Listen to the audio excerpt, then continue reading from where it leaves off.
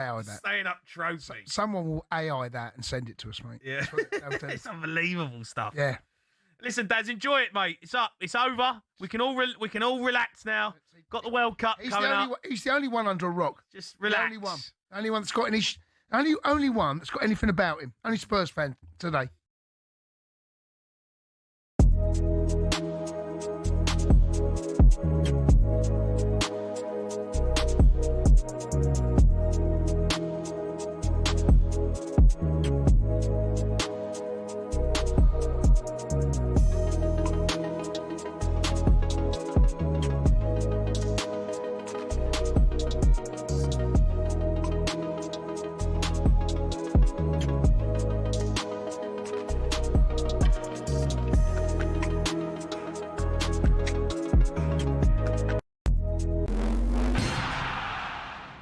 Shin pads are a footballer's best friend, even if players like Jack Grealish do wear such small ones you can barely even see them.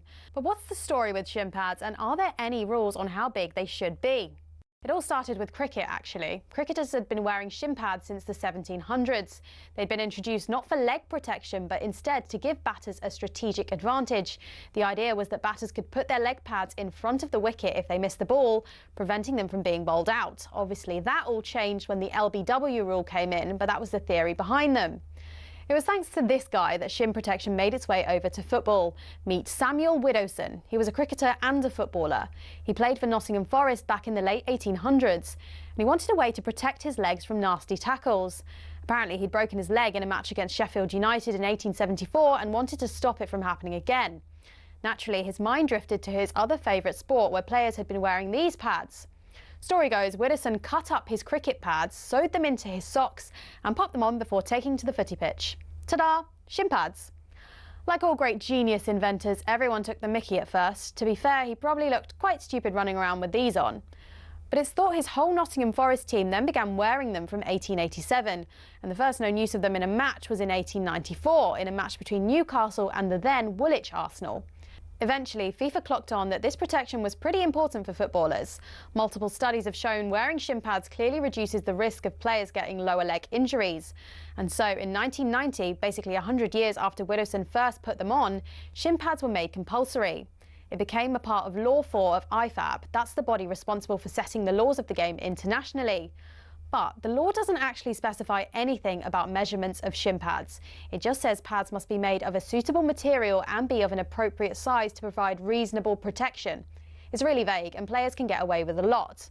A lot of grassroots clubs are choosing to ban micro shin pads for obvious reasons, though, especially after a 15-year-old player from Penistone Church broke his leg while wearing them. Still no change from IFAB, though. That's why Grealish and co can still get away with these ones, which are no bigger than a credit card and which seem to offer little to no protection whatsoever.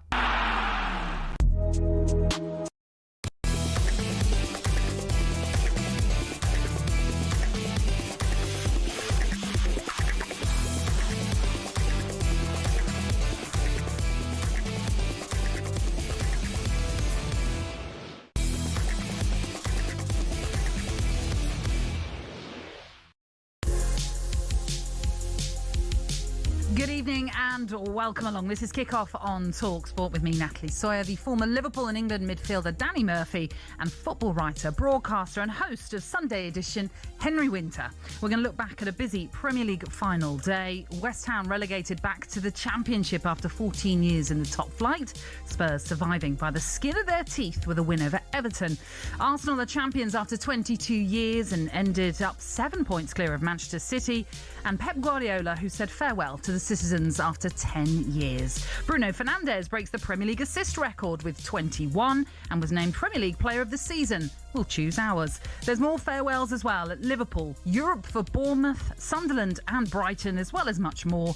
Get in touch with us this Monday evening. You can text us on 81089 or WhatsApp us on 03 717 223344. This is Kickoff on talkSPORT.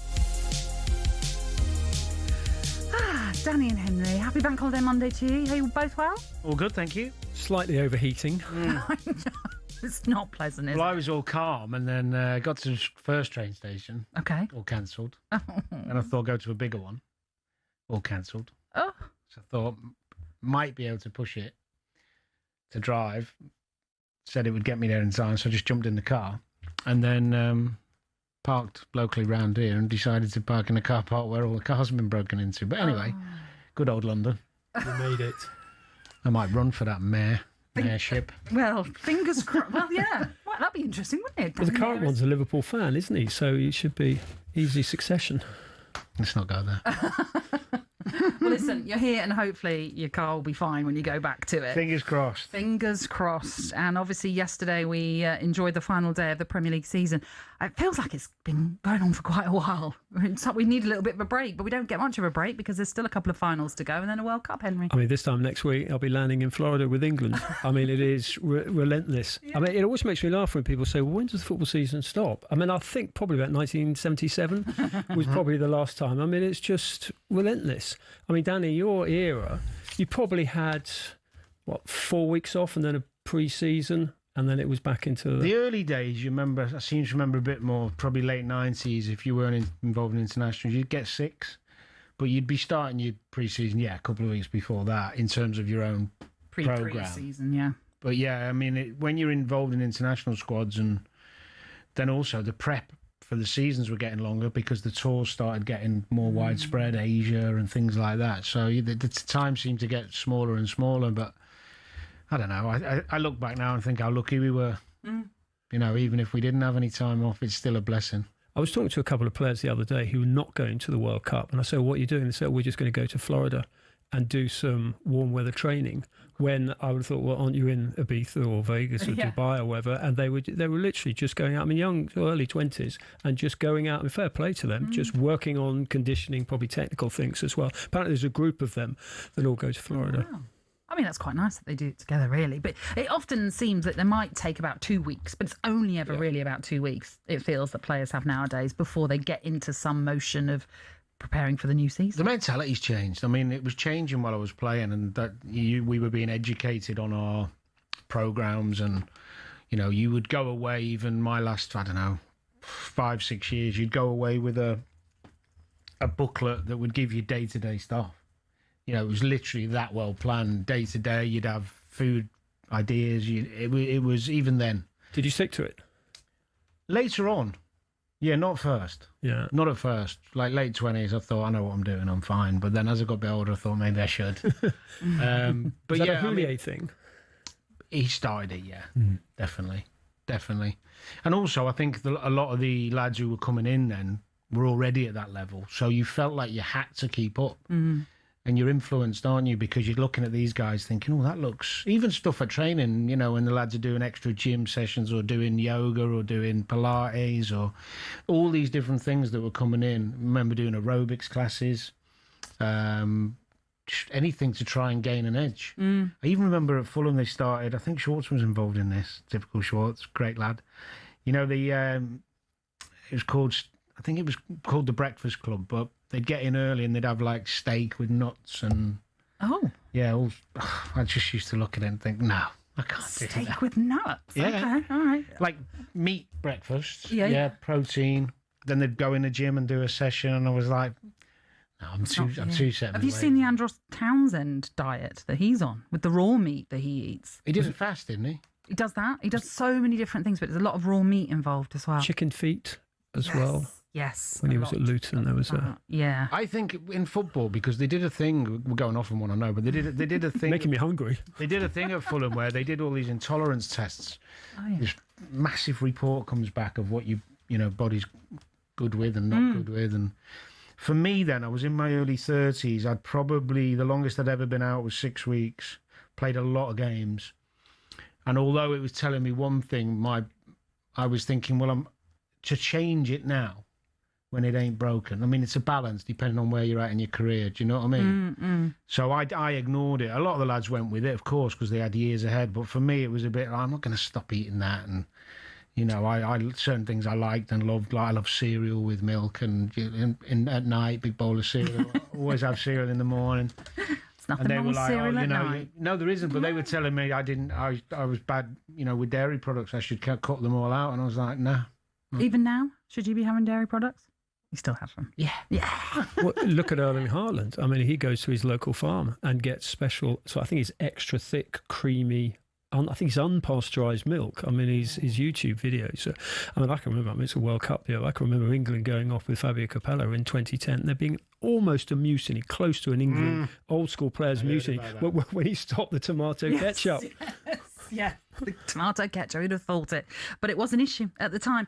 Talking about preparing then for a new season, West Ham are going to have to get ready a little bit earlier than they would have anticipated, in the sense that the Championship season starts a week earlier than the Premier League, and they start around the 14th of August for the Championship. Obviously relegated yesterday, despite beating Leeds 3-0, but because Tottenham beat Everton, it meant that they stayed up by 2 points. Ends their 14-year stay in the Premier League. And I was on last night, actually, in the final word with Alan Pardew. We had a few West Ham fans ring in, and they were all kind of resigned to it anyway, even though they had an outside chance of, claiming that safety spot. But they were obviously relying on Spurs to come up against Everton and not put in the performance that they ended up doing. Where do you think it went wrong with West Ham, Henry? Well, David Sullivan. I mean, I think the issues are very much at the top, and I think that's reflected throughout the club in the lack of leadership, the lack of direction. I think the distance now between him and the fans is almost symbolised by the different distance between the pitch and the supporters. They're all over the club. There is that distance, and I assume Nuno will go in the next sort of 24 hours. That's what we understand. I'm sure that's right. I've been listening to Crookie all day. He's been absolutely up on that.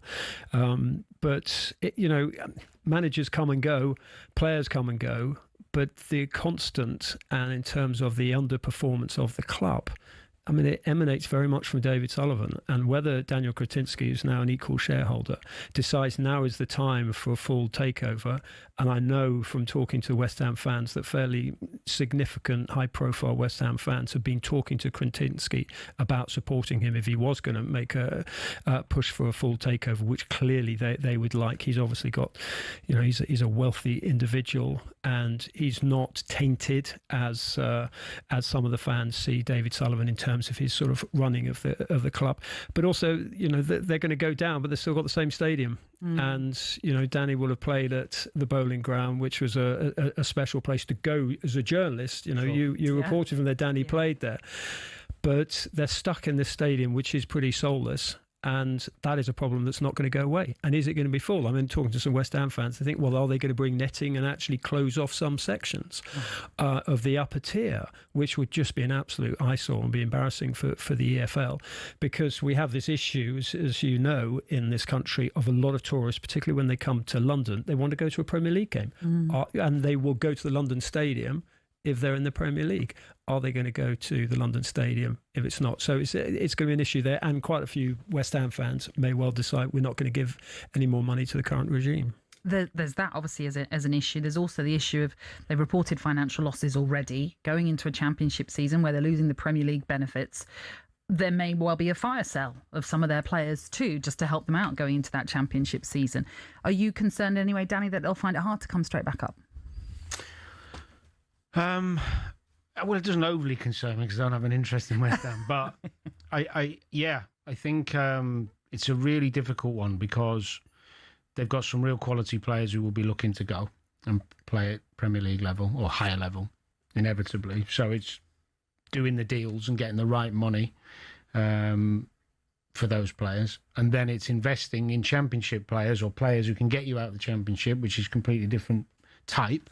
The amount of games, the durability needed, you need quality as well, and finding that balance. I mean, it's similar in every league. There's no exact science or perfect recipe. You've just got to be really diligent and make sure your recruitment team's very good. The problem is West Ham is their recruitment team has been proven not to be very good. The few successes they've had are going to be going.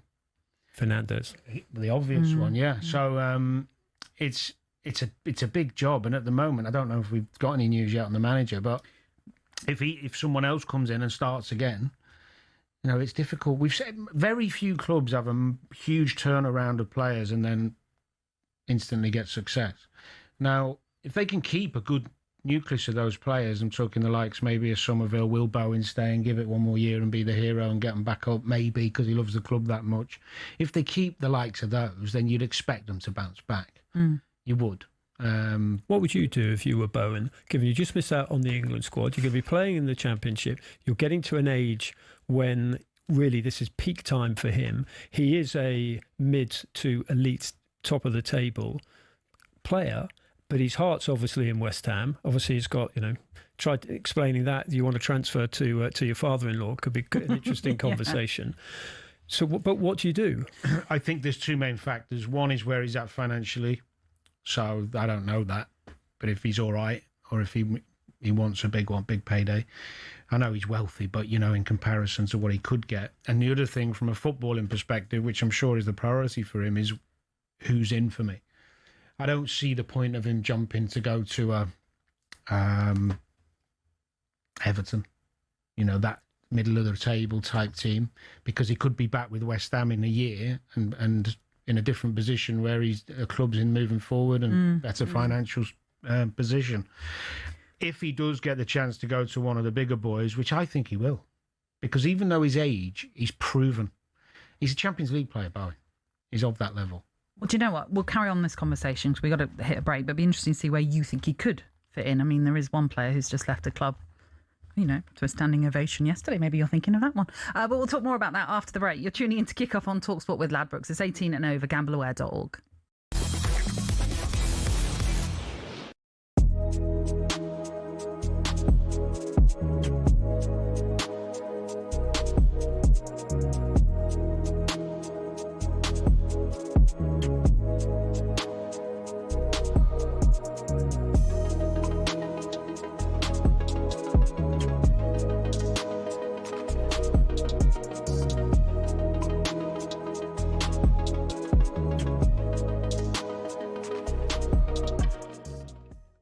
About 2-3 players, right? And I get that Spurs miss out. But that's the track record. There's plenty of players out there over the many not years. lads from Middlesbrough who come off the bench in the playoff final. Like, well, he was injured. He was injured. I know, He's been the best player in the Championship this season. Yeah, I don't want to sign Championship players. Spurs don't need to sign Championship players. We've got Championship players. They've shown that.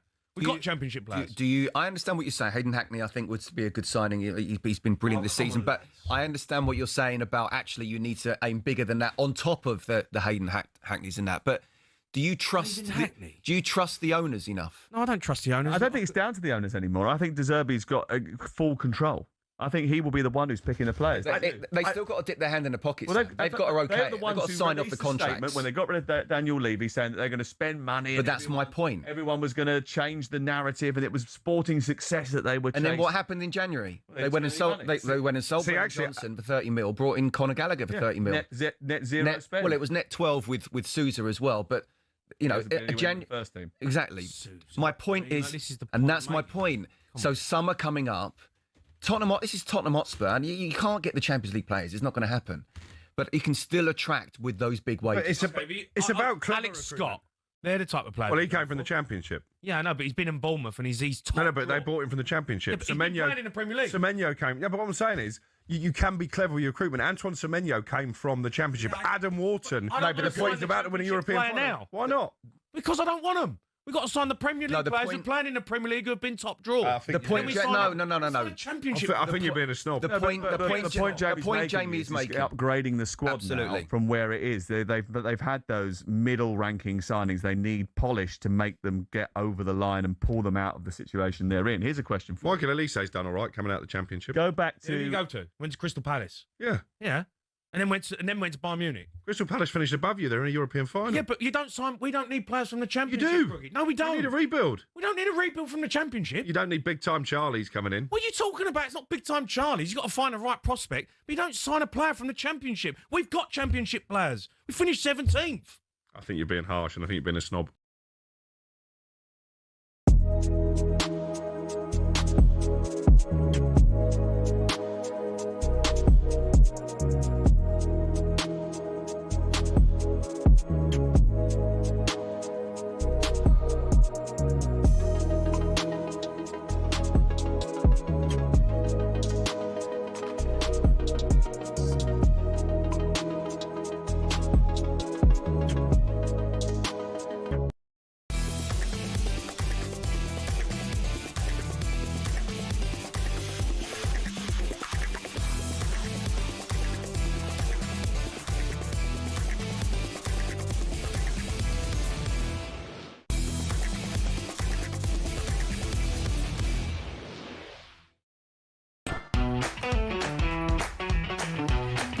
evening. You're tuning in to kick off this bank holiday Monday. You're in the company of Henry Winter, Danny Murphy and me, Natalie Sawyer. We're going to continue our West Ham chat in just a moment, but right now it's time to bring you an odds update with Ladbrokes. Odds update on talkSPORT with Ladbrokes. 18plusgambleaware.org. A very good evening to Nicola McGeady. How are you, Nicola? I'm good, sweltering in this heat, but loving it at the same time. We're not complaining. Oh, no, I'm complaining. It's far too hot. Far too hot for a lady of my age. That's all I'll say. Listen, the Premier League season obviously has come to an end. We'll come to where you think the title could be heading next season in just a moment. But Arsenal, of course, still preparing for a huge game and a potential double as well as they take on PSG in the Champions League final, which is live on talkSPORT on Saturday. So how are you guys seeing that final? Yeah, look, Arsenal head into this final with a historic double very much in their sights. And obviously after a strong European run, there are plenty backing them. But they are the underdogs, Natalie. They're priced at 11-10 to lift the trophy. Look, they've reached the final unbeaten, winning 11 of their 14 matches. They've scored 29 goals along the way. If you think they can complete the job in 90 minutes, they're priced at 21-10.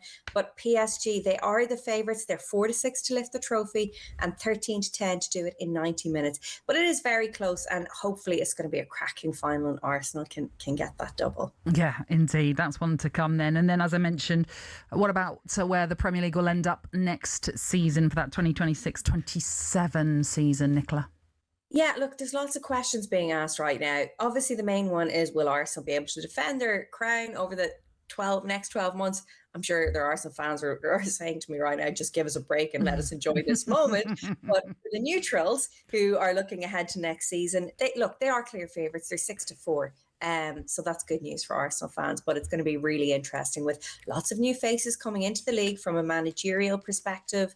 You know, Pep Guardiola, of course, leaving after 10 years in charge at City, but City are going to be their biggest challengers as far as the odds are concerned. We have them in at 5-2. Liverpool, who finished 5th, likely to be busy in the transfer window this summer if, you know, they're going to really mount a challenge in the title race. They're 11-2.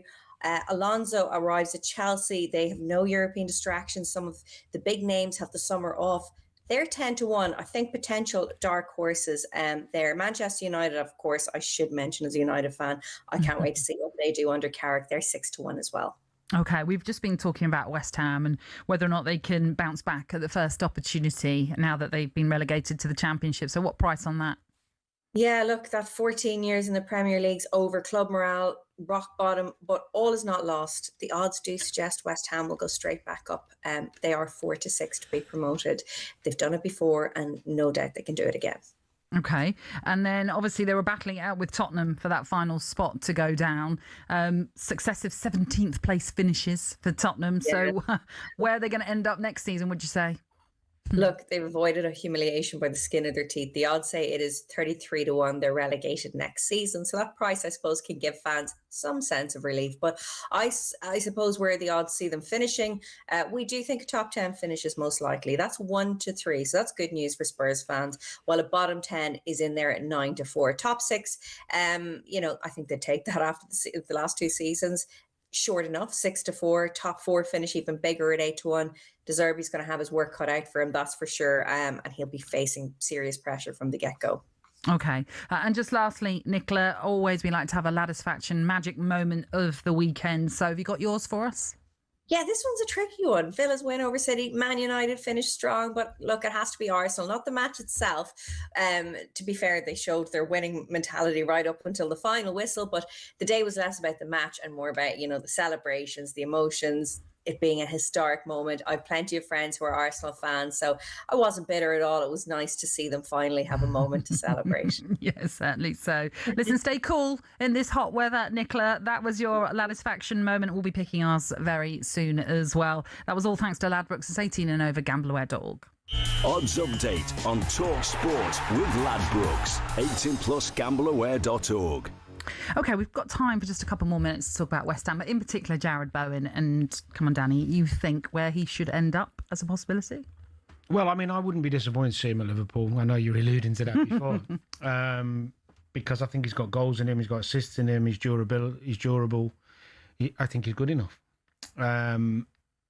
There's a criteria generally that Liverpool stick to more or less when they sign players, and he doesn't really fit in that in terms of age and potential profit and all those type of things. So it'd be a change of tact. But I think if you want value for money, you might just get him at a fee that you wouldn't be able to get. You're going to have to pay for a top quality player on that right hand side. You're going to have to pay 50 to 80, aren't you, really? But with him going down to the Championship, I reckon you'd be looking at maybe 20, 30 at the most. But let's say it was 20 because he's desperate to get out and they need him off the wage bill, then it's no risk. Would you give him Mo Salah's shirt? Or would that be too... I wouldn't put that on him. If he wanted it, I'd give it him. But I wouldn't be too concerned about that. I mean, don't get me wrong. I'm not suggesting Liverpool shouldn't be going for top stars. I mean, if you can persuade Kvaratskhelia to come out of PSG because he's won everything there, and I know he's got a liking for Liverpool, and as he said in one of his interviews, but go for him by all means because there's no one better. But I just don't see a risk with that because Liverpool got so many other areas of the pitch to concentrate on, so much business to be done. That would kind of be like, that's sorted. He's not going to get Salah's numbers. I mean, they're just ridiculous, but tried and tested every year in the Prem. Yeah, and if you're saying it's 20, 30 million, that's a risk worth taking. Yeah, I think there'll be more takers for him than I was listening. I can't think I was listening to this morning talking about this subject, and someone suggested that I think it might have been my old mate, Mr. Durham. Oh, go on. Sorry, Aid, if it's not you, but I think he said, or yesterday, I think he was saying, will there be many takers for him? Really? He's had a bad couple of months. I'm like, it's not a bad. Forget the last couple of months. I mean, talking about the last 3 or 4 years of sustained quality. So I think there'll be more takers for him than you think.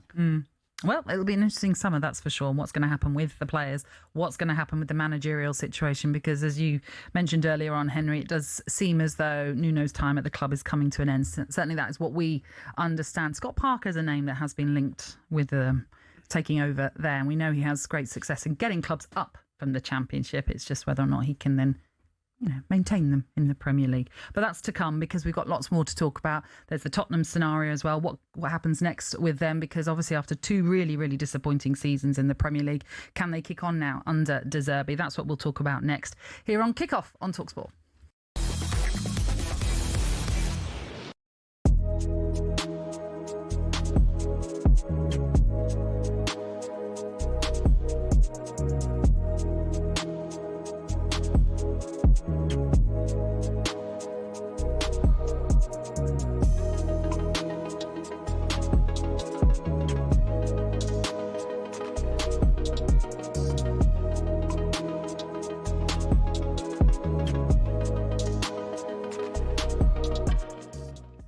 Lots of upheaval at your old club, West Ham United, as well.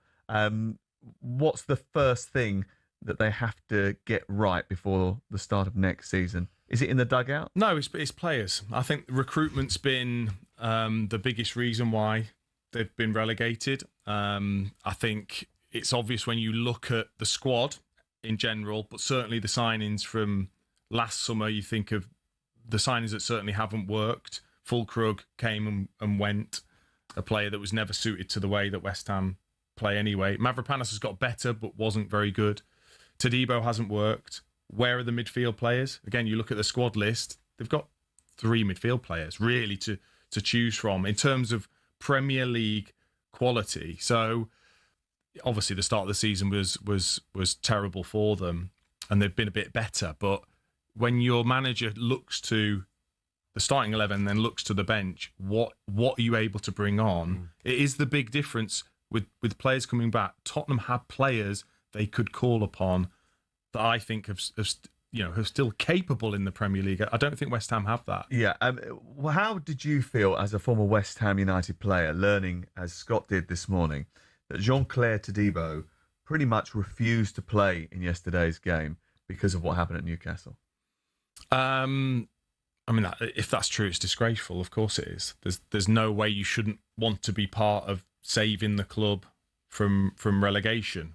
You could tell how angry he was. He blanked the manager at St James's Park when he was brought off.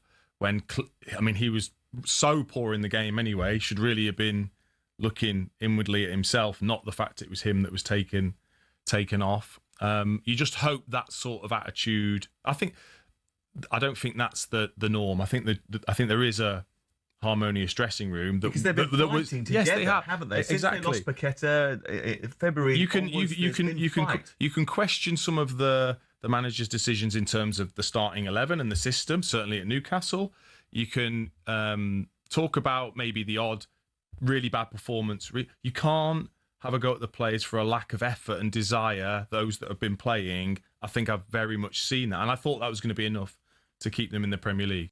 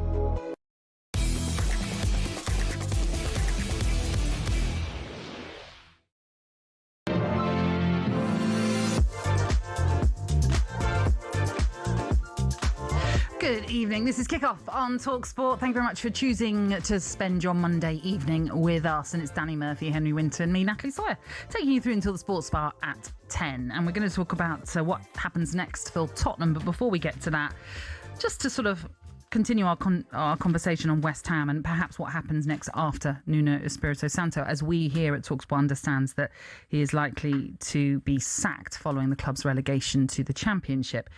It has, Henry, led to links with Scott Parker, who, as we know, has his links with West Ham as a player, but also the fact that he's out of a job, having lost his job at Burnley earlier this season.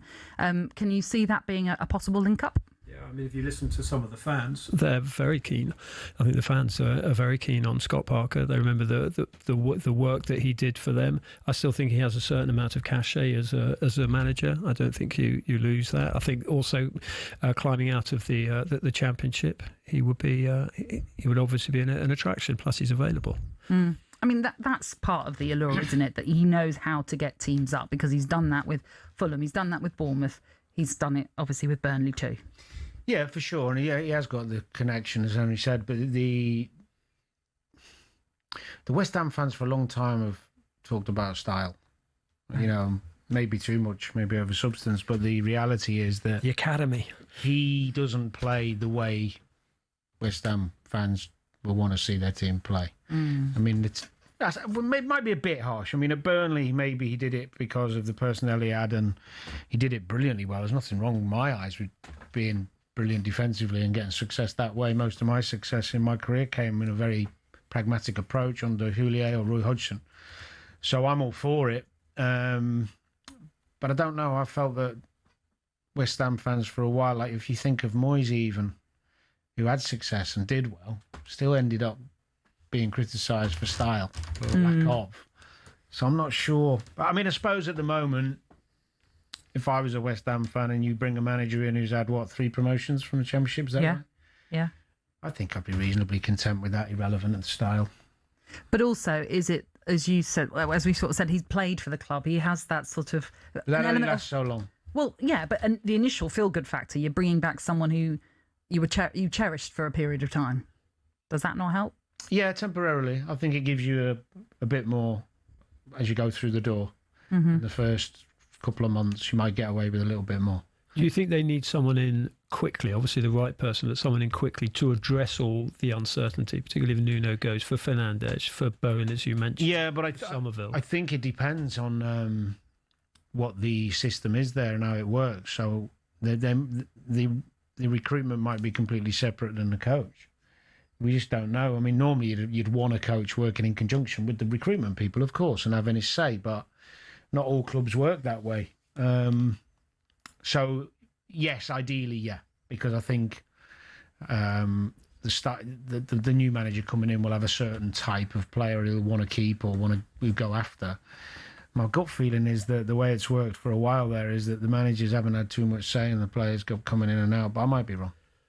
Well, I mean, a lot of it is Sullivan is done that way. We also have a slight ticking talk element because June the 30th is where, if you are going to have to generate money, and as you rightly said, £104 million record losses, another 90 million lost going down, so it's a £200 million hole they've got to find. So they are going to have to sell a Fernandes and a Somerville, possibly a Bowen, but they've also got to do it by June the 30th because they'll need those numbers for last year's PSR. Oh. Without getting too technical, I have to say I don't understand it. I'm not an accountant.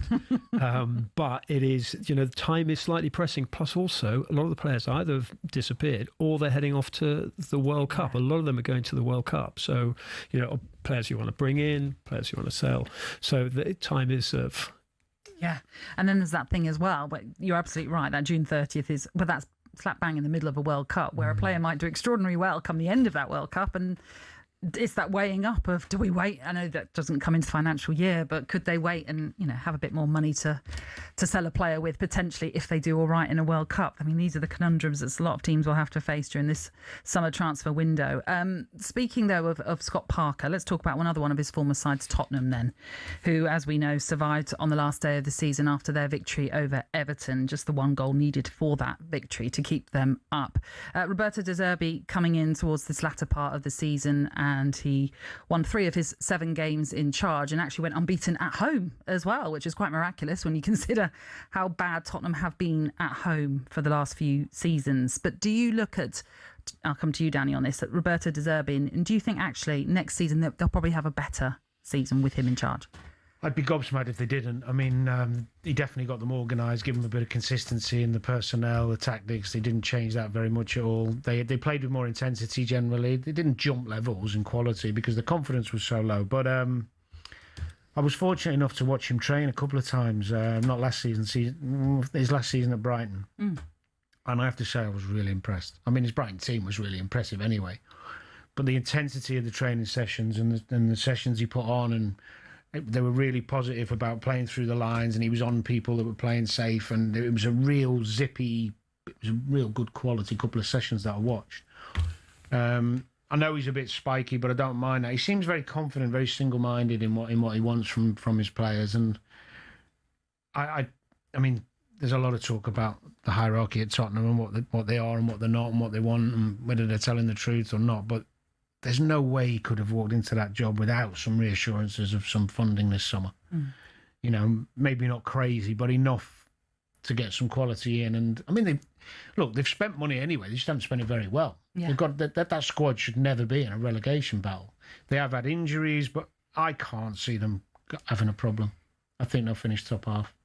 I love his character. I mean, he's already called out some of us journalists as well. If you saw the he came looking for one of the journalists in one of the press conferences yesterday, which was quite fun. I also think that, I mean, you look at the statement from Peter Charrington, the non-exec chairman today, his letter to the fans, and talking about, I mean, there was a lot of subtext in it, but he was talking about getting more experience into the team. And you look at the players that it looks like Senesi is coming in and Robertson.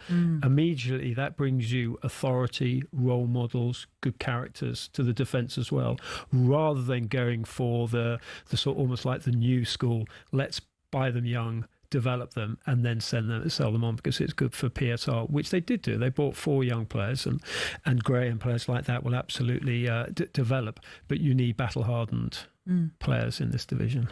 Did you see what James Maddison said about the medical team as well? Where he said that he, to paraphrase, something about the injuries at this club is worse than any other, and we need to look at why that is. He said the big names that we've missed all season, it does affect you, and you just simply can't deny that. And he went on to say if they'd had him and Kulusevski and Kudus available throughout the season, they would not have been in that situation. He's right. But so therefore, there has to be some sort of look into why it's gone wrong in that medical department, surely. Well, I agree. I'm not sure he's the man who should be saying it.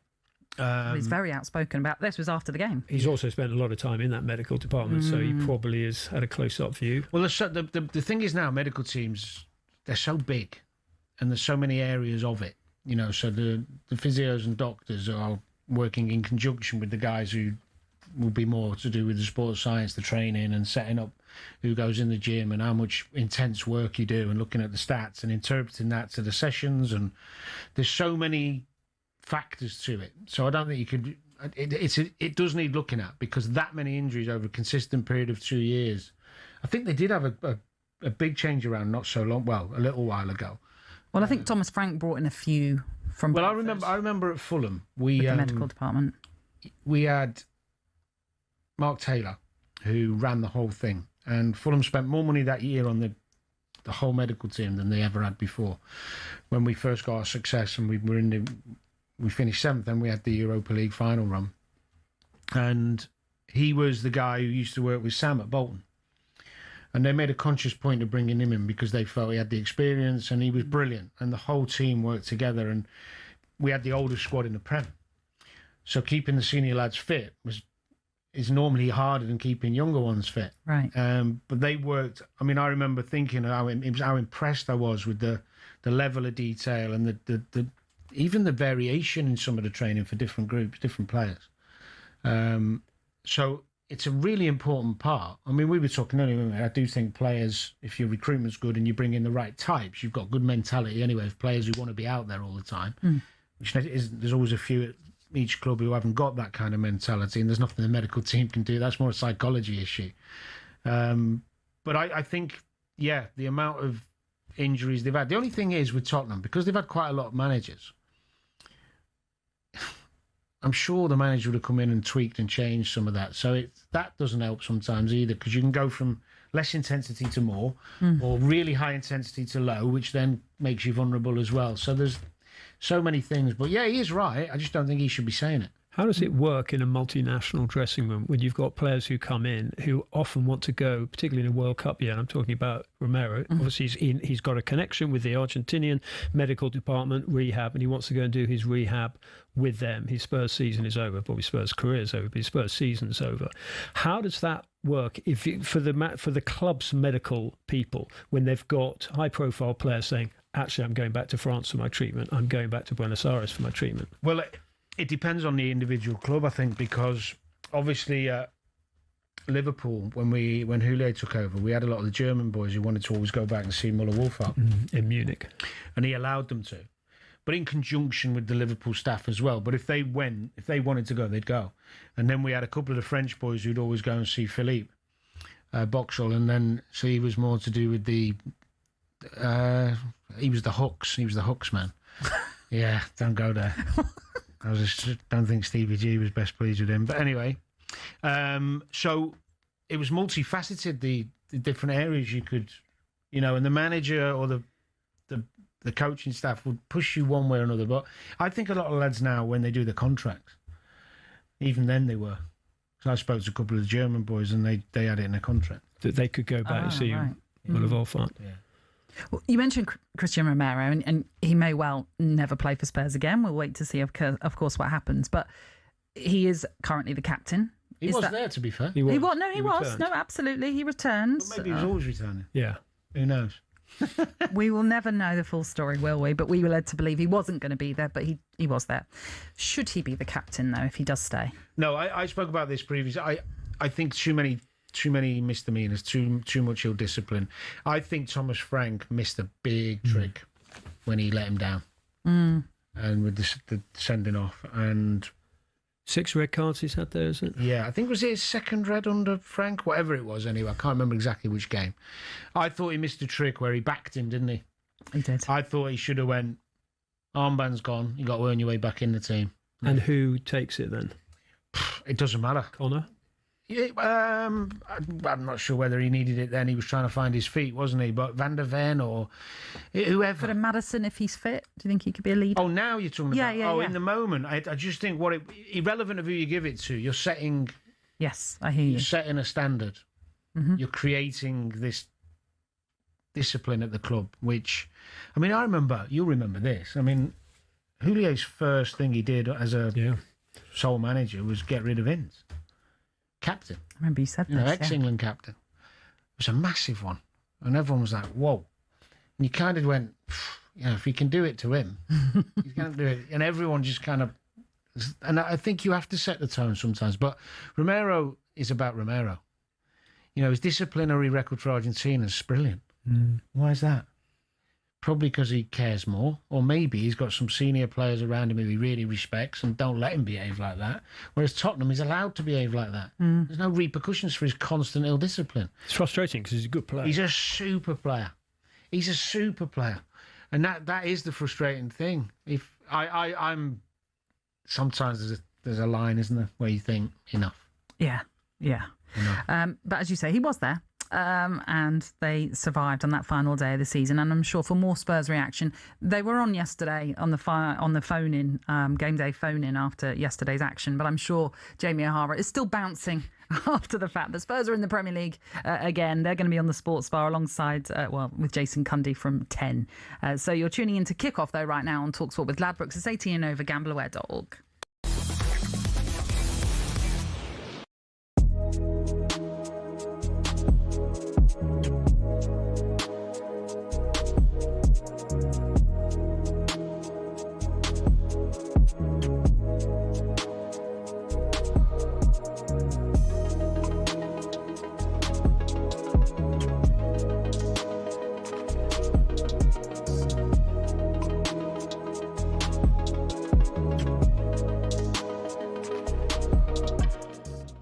Just explain what the story is. Well, basically, Romero's injured. He can't play. Now, Spurs obviously play the biggest game of the season on Sunday. River Plate are playing against his former team on the last day of the season as well. Both teams can win the league. All right, his former club, that one that he grew up with. I don't know I can't remember the name. Anyway, they kick off at 7 on Sunday. He's gone to Argentina to watch the game instead of Spurs against Everton. Now that for me, the club captain not there on the final day of the season. If that doesn't sum up Spurs right there, that is an absolute joke. Now, there might be an argument to say he's injured, he's gone out to Argentina to get treatment because of the World Cup. I don't care. No, I'm the same. The club captain has to be at the final game of the season. Why is the club captain not at the final day of the season? He's going to watch River Plate. That is outrageous. Outrageous. Yeah. That is a sackable offence. Yeah, and whoever's allowed that to happen, whether it's come from the top or Roberto De Zerbi, they should be ashamed of themselves. It sums up Tottenham in every aspect. That is allowed to happen. Like, if he don't want to be there, fine. No, he won't want to be there. No, it's not fine. No, it's not fine. That's not fine. But no, I get that. But in terms of he don't want to be at the club, he wants out, right? Get that. But his teammates will want Romero around the dressing room. His teammates. The people that he's played around, the people that he's played alongside, he's been in the trenches with, and he's decided to go and watch River Plate on the last day of the season. It's disgusting. No, I am absolutely. When Ryan told me this, I looked at him and had to gaze in his eyes. I said, "What are you talking about?" I'm thinking, what game is that day? Can he get back from Argentina? Why is he doing that anyway? No, he's going to miss one. Yeah, they kick off 7:30 on Sunday. Well, that is. It's outrageous, mate. It's outrageous. Maybe he knows what's happening. Maybe he knows you're going to play in Championship football and he's thinking, do you know what, right? I know where we're going. I'd rather go and watch a decent... That's not the point. That's not the point. And Spurs. That's not the point.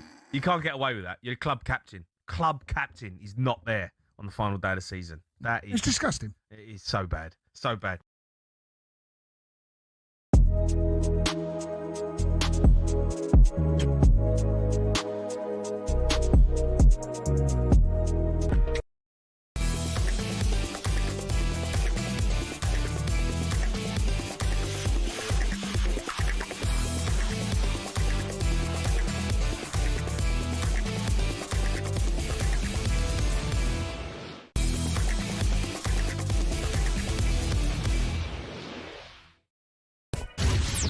Get ready to get the ultimate football fan winning feeling with talkSPORT Win.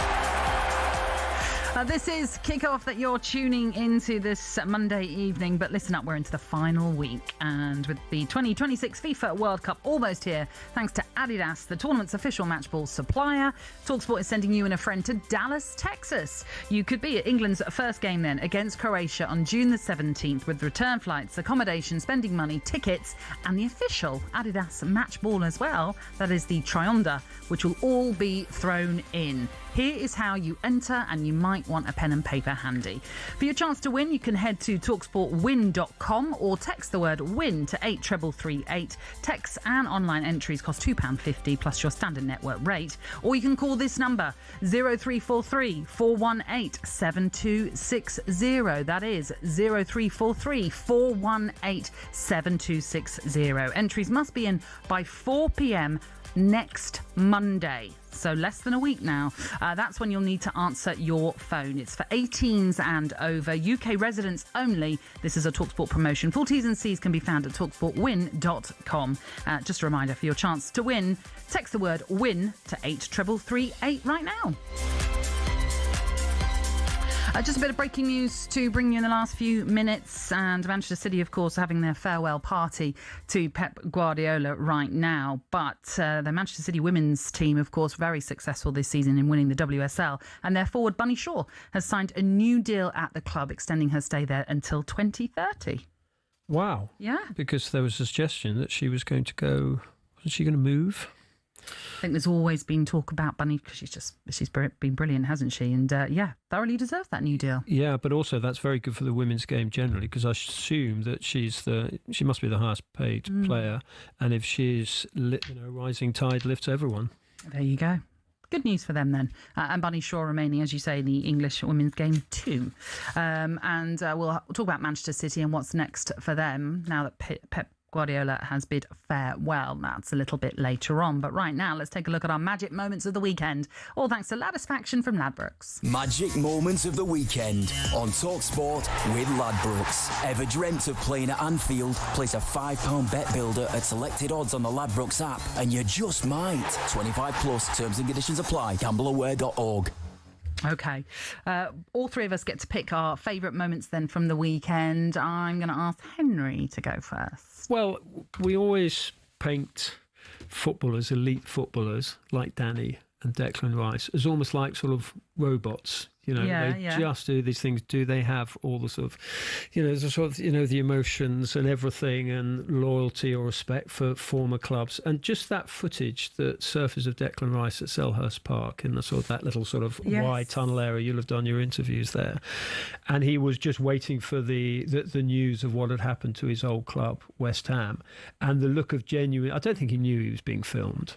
I don't think so, no. And I think that was a completely genuine reaction when he just threw his hand away just out of frustration at learning that West Ham were down. Because we've got to remember that Chelsea obviously released Declan Rice and he went to West Ham and he got imbued in the famous West Ham way, the academy, and he lifted a European trophy there, and they owe him a lot, and he obviously owes them and their coaches and everyone a lot. So I just thought that was quite a sort of poignant moment, just so it's a reminder that these are humans as well as top athletes like Danny. I think that would have been genuine. I mean, him and his family members at the golf club I'm at, and I see him quite a bit. He lives around the corner, and he's a genuine lad. He gives everybody time. He's a brilliant lad, honestly. Very genuine. And he's very appreciative of West Ham for the opportunity they gave him. He's said that many, many times. So, yeah, it was... I agree. I don't think that was for the cameras.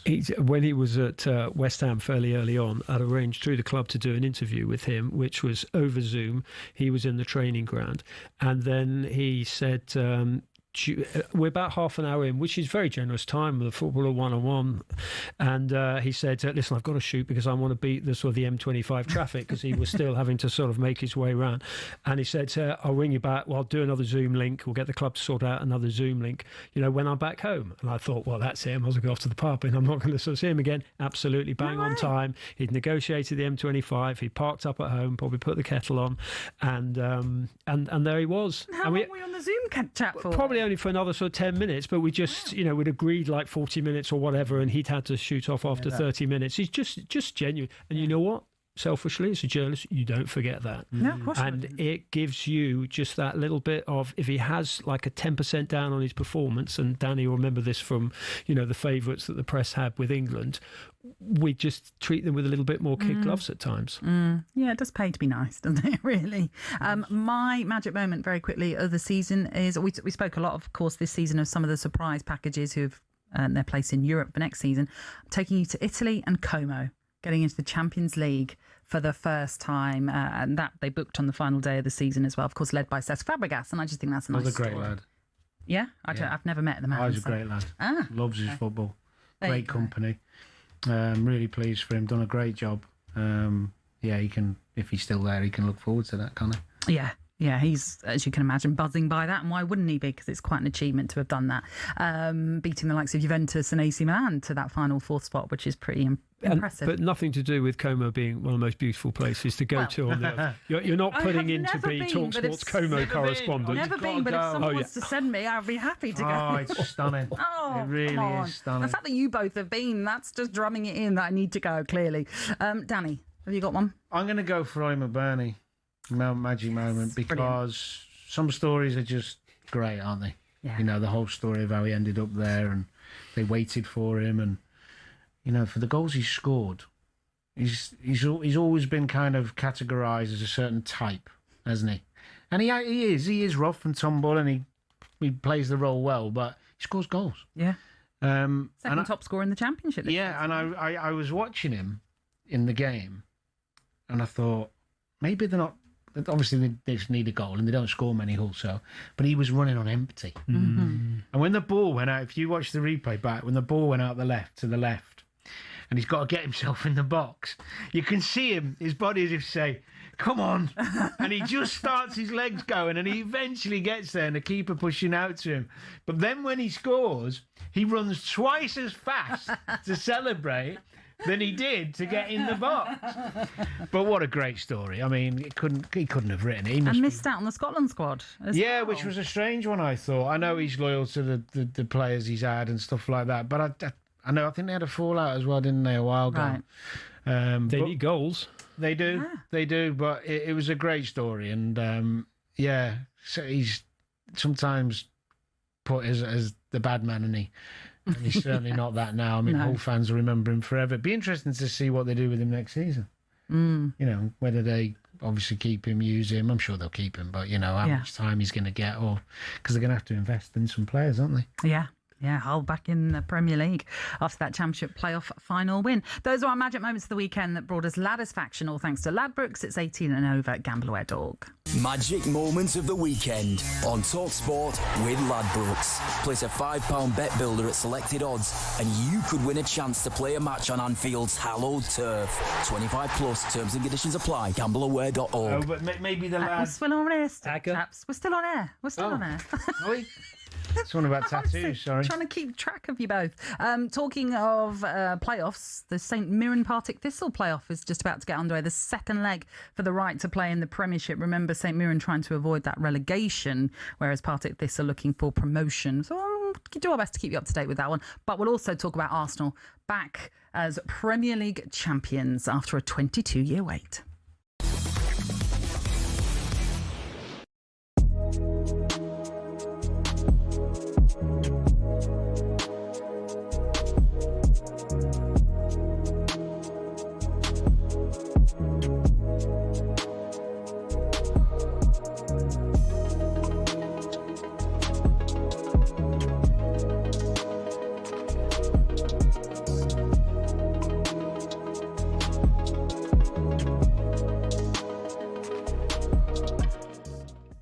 When you're sitting with your squad and you're looking to pick a squad of 26, you say, how many defenders do we need? I would normally go with 8. There's 9, isn't there? In this There's 9. And I wonder whether, mentioned earlier, question marks on Stone's fitness, James's fitness, and maybe Livramento's. Yep. 3 players has put an extra defender in his mind to cover that, which I think has been at the cost of Cole Palmer at the front end of the team looking at this. Well, let's be ultimately clear. When you go through the squad, Livramento's played 164 minutes in the Premier League since the last international break. James has played 83 minutes of the cup final, but not played against Spurs. He played 27 minutes off the bench against Liverpool at Anfield the week before. Stones, since the 2nd of December, has featured 4 times for Manchester City, totaling just 253 minutes of action. And Jed Spence, I mean, look, he played 70 minutes against Uruguay in the friendly on the Friday night of the last international break, but he's only started once under Roberto De Zerbi. So it's not as if everybody in that back line is playing regular football. I guess you can look at that 2 ways. You could say there's a risk because they've not played many minutes, or you could say actually they're coming in fresher than some of the players because they've not played so many minutes. Looking at your face, Stuart, you think they should have had a lot more minutes under their belt. I think people are a little bit deluded with this word fresh. Listen, I'm fresh. I ain't played for 20 years. Don't make me a better player, you know. I think it's very, very misleading. People say being fresh. I like to get in a routine, a rhythm, 90 minutes, going to major tournaments. I'm sure Gab's the same. If you said to him, like, have a month off and then deliver, well, he'd probably take that. I'm wrong individual, sorry, but most people, most normal human beings need the consistency of playing. And this fresh, it's a red herring. Honestly, it really is. You're telling me, leave me out and don't play me a great deal since the 2nd of December in John Stones is going to be helpful this summer. I don't see it. And he has a history of picking up injuries. Didn't he pull out the last squad injured at the last minute? He did, but the other thing to mention is that he always seems to be available for England, especially at major tournaments, and he has managed to do that regularly.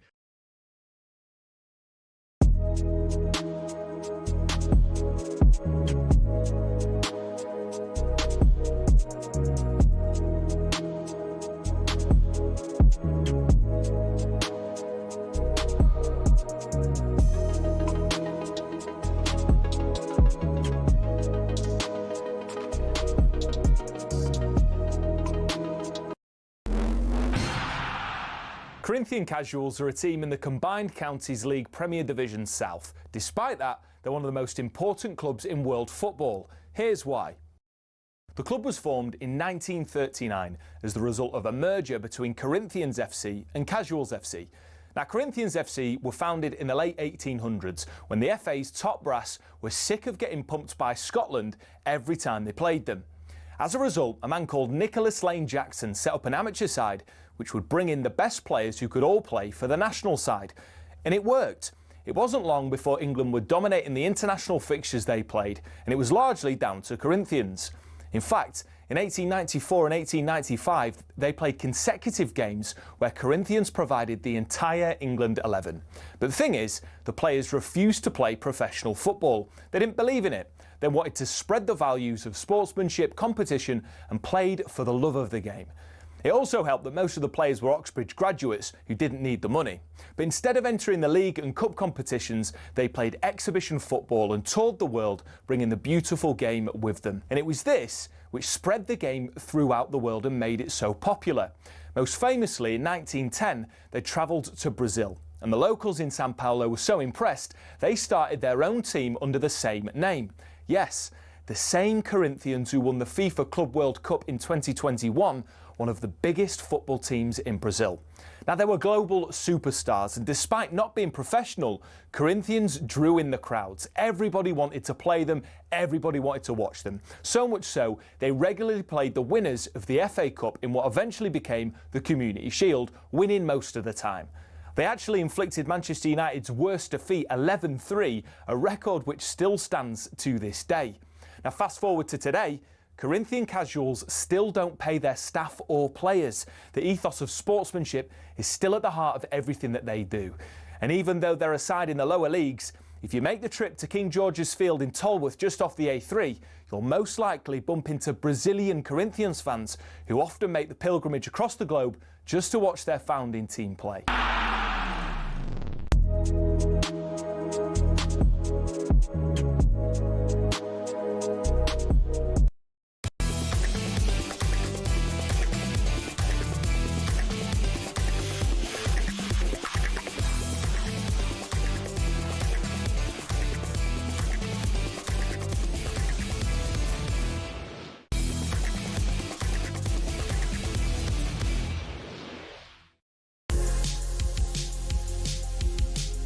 Good evening, this is Kickoff on talkSPORT. I'm Natalie Sawyer, and alongside me this Monday evening it is Danny Murphy and Henry Winter. Lots more to come on the show, but now we have to focus on Arsenal as they are Premier League champions once more after a 22-year wait.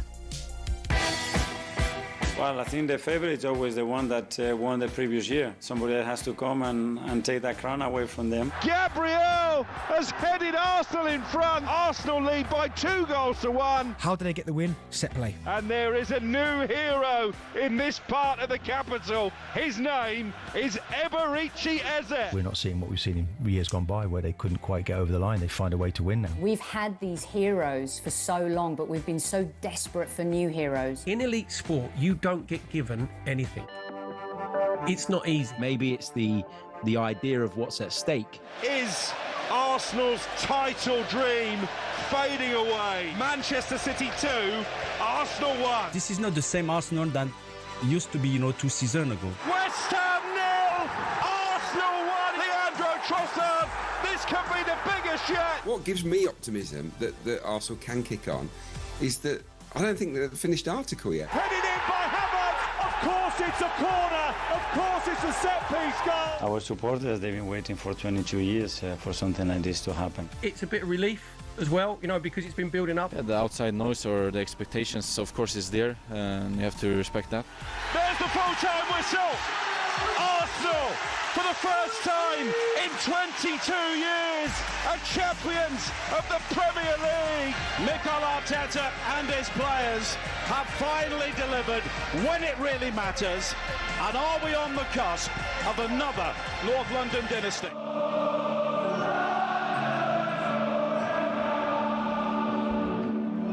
Yes, Arsenal finished the season then with that 2-1 win at Crystal Palace, and they lifted the trophy at Selhurst Park. We'll come on to the question of whether or not this could be the start of a dynasty for them a little bit later on. But Danny, how much was this win in terms of the title for Arsenal about Arsenal, in the sense that they won it, not because others failed, would you say?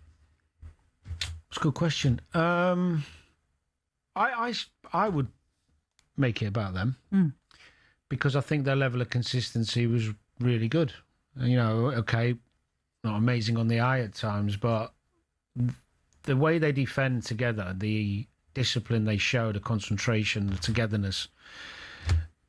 When you've been involved in a team that has had success doing that, myself, I know how hard it is to maintain that level of defensive stability. Okay, the odd slip up here and there. But generally, they've been the best defence. Numbers tell you that in Europe.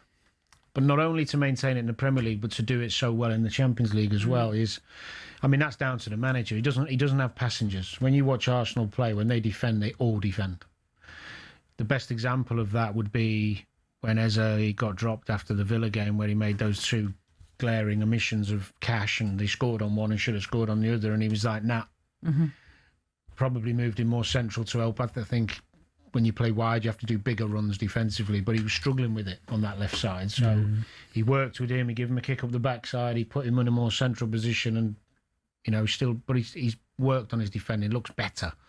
So that's down to the manager to create that, and that stability that they've got, or that defensive shape and that willingness to do the work, is credit to the manager to be able to get them all, and also not just get the players who are playing, to get the ones who are coming off the bench week in, week out, to engage in it, and because it does feel like they're all together. We haven't heard too many silly interviews or players whinging when they're brought off. I haven't seen too much of that from Arsenal. So they deserve great credit for the level of consistency they've shown in both tournaments. I think, there'll always be an argument that if this Arsenal side was going up against the Klopp and Pep teams that were getting 96 and 97, they'd be blown away. But you can only do what you can only beat what's in front of you and stay at the top and be consistent in the run you're on, or the teams you're against. So, they deserve a hell of a lot of credit. I'm not somebody who's on the narrative or going along with the narrative of negativity around Arsenal. I enjoy watching them play. Yes, at times they are reliant on set plays, and they're not as easy on the eye as they have been in seasons gone by, but they didn't win it doing that. I remember one season they scored more goals than everyone and still come second. playing expensive football. So is it the definition of madness to keep doing the same thing over and again and expecting the same results? So what he did this season, and it's probably against his... I've played against Arteta. He's a silky, nice footballer. He's a Spanish Barcelona mentality. He doesn't really want to play like that. But he thought, you know what? I've got to get us over the line. Yeah. Hence the fact. I mean, if you think of what he did to Miles Lewis-Skelly, he was unbelievable last season, apart from near the end when he got a bit tired and had a few bad games. Up until the last part of the season, he's been gone. And Capier and Calafiori, two big, arguably centre-halves playing at left-back. You've got Mosquera, who's centre-half playing at right-back at times. Ben White playing at right-back at times when Timber's been injured. He's done it in the way he thought was right to get them over the line. And I think I'd just give him all the credit he deserves. But what's been key is obviously as well as Arteta and the mindset which you allude to, but the fact that you have listed 3 left backs, 3 right backs. I know you can argue they're centre backs, but they've strengthened. And I think that, the club deserve credit for that, for investing, for backing the manager. Yep. I mean, it's no surprise that the 4 trophies that have fallen so far have not fallen to head coaches. They've fallen to managers whose job titles is manager. Yeah. And they have, Arteta, it's almost Wenger level control of the club.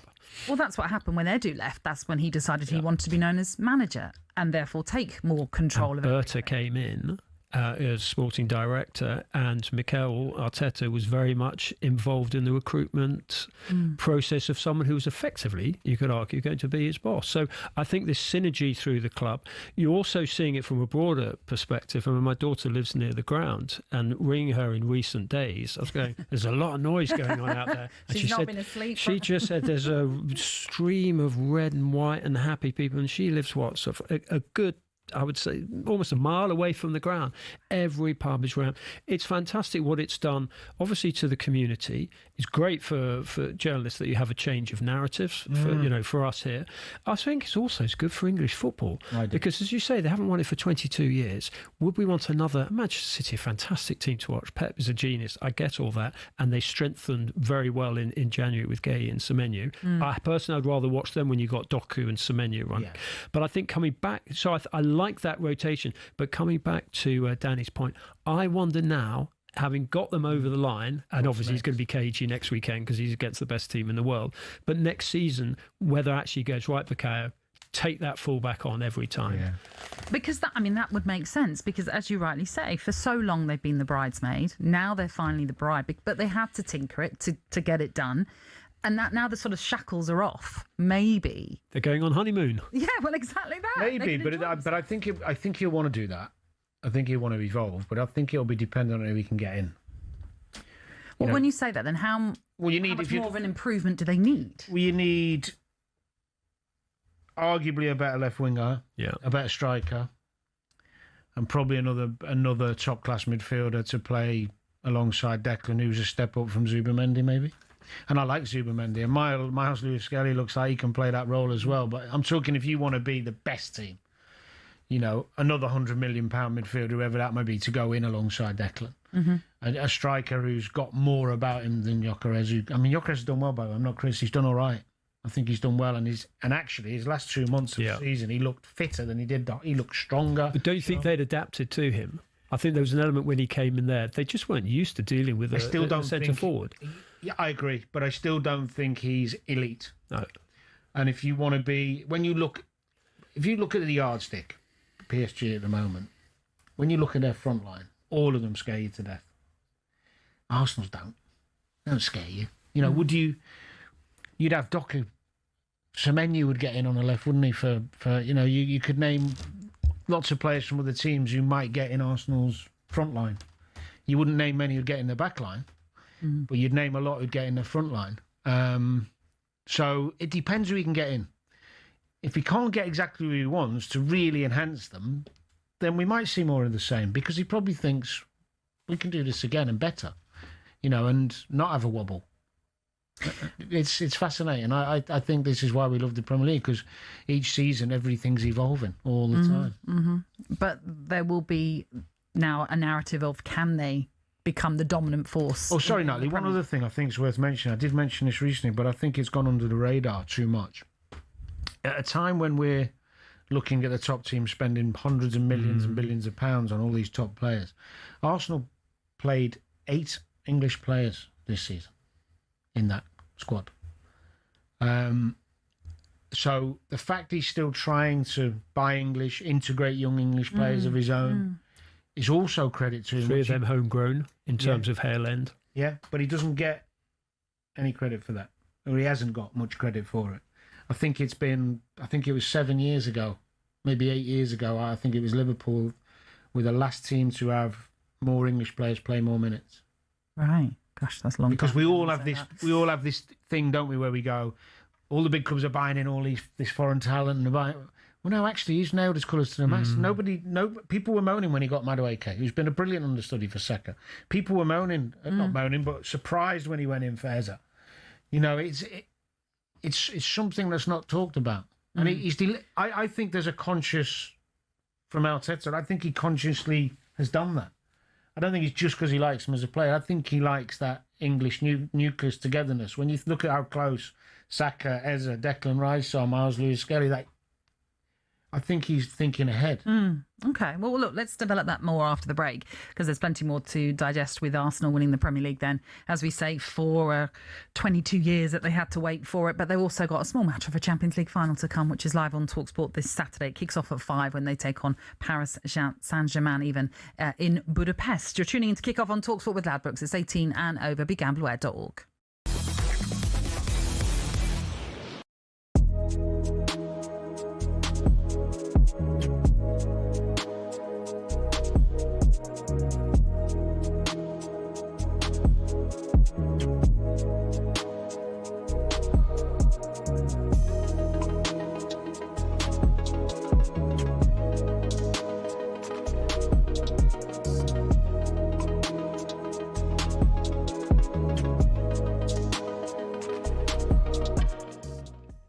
Thomas Tuchel, when it comes to naming these squads, he always gives us a headline, doesn't he? Do you remember when we were broadcasting from Ascot and he left out Jude Bellingham? Obviously, Trent Alexander-Arnold has been omitted, so there is always a talking point. But I think if we'd sat down yesterday, before obviously we started getting all the news yesterday afternoon, and put our 26-man squad down, there's probably, 4 names in there that maybe we wouldn't have expected? 3 or 4, maybe, yeah. None of us would have had Ivan Toney. I mean, Ivan Toney wouldn't have had himself by the sound of things. The fact he's at the embassy this morning tells you everything. Yeah. As far as the back four is concerned, I think it will be James, Konsa, Gay and O'Reilly to start the first game of the tournament. I think we're pretty solid on that. So therefore, you can afford to take a couple of wild cards, a couple of slightly different players that fill gaps later on in the tournament. John Stones, we mentioned lack of minutes. You know, we can't expect him to play 10 games or 8 games in 4.5 weeks. It's not viable bearing the amount of minutes that he's got under his belt. But class is permanent, and Thomas Tuchel likes to have him around. If you remember last year when we were in Girona, he wasn't fit. But he brought him into the camp even though he wasn't part of the squad because he wants him around. Why is that? Just explain to us what it is about him that he really likes. Well, these boys have got to spend 7 weeks together, you know, so you've got to have the chemistry right within the group. If you've got some great influences within that group, it's brilliant, you know, just to facilitate everyone. More importantly, I, as a manager, never had to worry about number 1 to 11. They looked after themselves. You take them to a major tournament, they're picked, they're happy. It's the ones from 12 to 26. I always used to make sure, as a manager, whenever we went to a major tournament, the day after we played, I would be one of the coaches on the training pitch, taking the coaching to show to those number 12 to 26, I'm here and I care about you. You have to do that. You have to do your work with those players. If you've got a few role models in there on the playing staff that can do that for you, double whammy.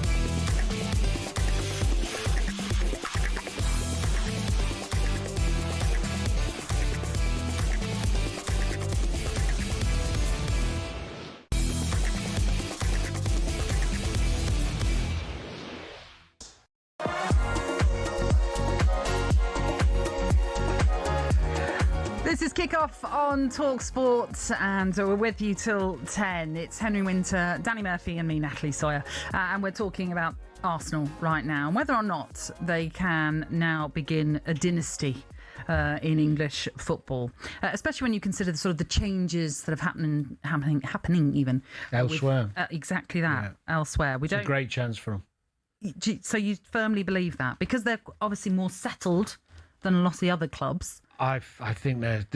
I mean, City, with the quality they've got, you'd still expect them to push. But new manager, does he have more problems because he's not as strong as Pep? Because you'll have these egos now going. They'll push it with a new manager. Trust me. Really? If you're not playing, even though they might know him already because of his links previously.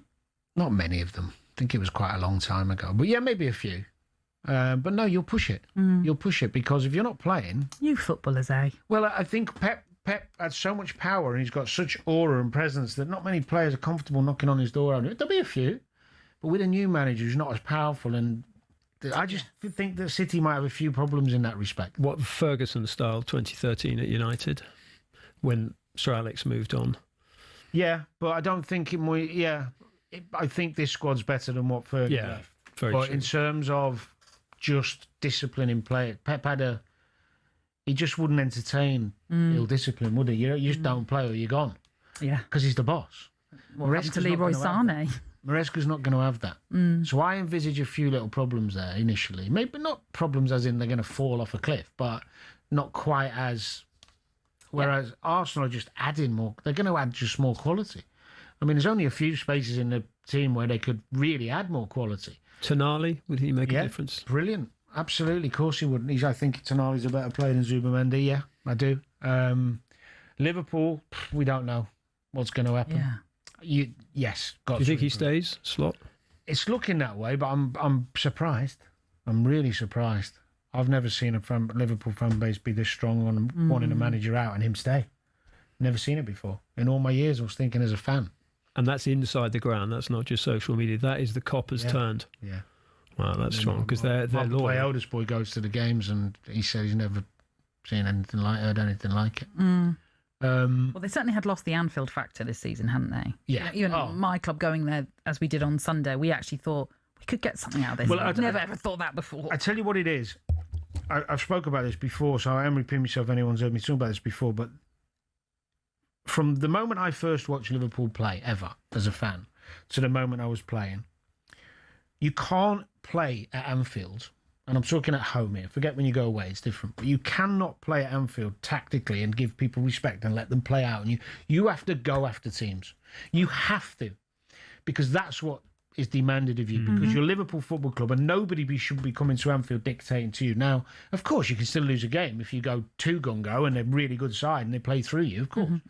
But this Liverpool team this season became passive. And you can't forget who plays in what position and he should play instead of him. It's the tempo of their play. Was that deliberate from Salah when he used heavy metal? Yeah, probably. I think that was very deliberate. But now Slot's argument could be, and rightly so, I haven't got the personnel to go and press properly. I've lost my best presser in Diaz. Darwin Núñez was a brilliant presser. Jota was a good presser. Ekitike, not great. Szoboszlai's good. Yeah, Szoboszlai's one of the few. Salah's pressing had become nil this season. Gakpo gestures it sometimes better than others, not when he fancies it. And I just don't think Isak's not a presser. When he's played, he can't really press with intensity. It's not what he does. So he's probably done that at times because he thinks, well, if we go and press, they'll just play through us anyway. But if you're the manager of Liverpool, you have to set up at Anfield to go after teams. You've got to, or you're going to get criticised. And that's not a new thing. I mean, I grew up watching forever. Ian Rush. Ian Rush was just the best in the business at pressing. Best as ever been. Well, I'm sure we'll talk more about Liverpool, but just on with Arsenal, because we're saying... Sorry, yeah, Chelsea's another one. Well, I was going to say, so Chelsea with Xavi Alonso, he'll have a bit of time that he has to bed in, but the benefit he has is no European football. Correct. So that might help. So why is this... I keep on hearing this, and I'm not disputing it, but why is it a benefit? I understand because you've got that gap, but it makes it difficult to rotate a team. OK, you can prepare better. I agree with you. But isn't there... Don't you want that Europe? Even if it's the third tier? Absolutely. Yes, I'm sure. Listen, of course they wanted European football of any stature, I'm sure. But gives him more headaches. not being in Europe. Yeah, absolutely. More headaches, more knocks on the door, more coaching, more trying to keep players motivated, more problems. Europe is... All right, so there's no benefit at all. I don't think... No. So you could argue United not being in Europe this year has benefited them, right? The difference is with that is that United's squad is a bit more limited. Right. But that's going to get bigger. When you look at United's quality, it's more... Chelsea have got this monster squad of loads of players he's got to try and keep happy. So, yeah, there will be times at certain busy parts in the season where not having European football is beneficial. But generally, I think the negatives outweigh the positives for the reasons you brought up. And you can guarantee with these owners, they'll take them on a mid-season tour somewhere. Well, that's true. That's well, Man United's an interesting one. Well, I was going to come to them as well, because obviously now they do have Europe, but you're saying that could be a benefit to them, but this will be Michael Carrick's first full season in charge. Well, I think the difference is now with United at the moment is that they're heavily reliant on a few players, and they want to build the squad so they're not as heavily reliant on Bruno or on Brumo or whoever, the 3 or 4 it may be. So they're going to spend.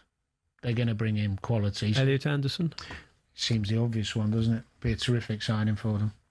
What, him and Mainu, you can see them as a yeah, I think they need 2 in midfield, yeah, because they're going to be playing 60 games at elite level. They're going to need to bring a couple in.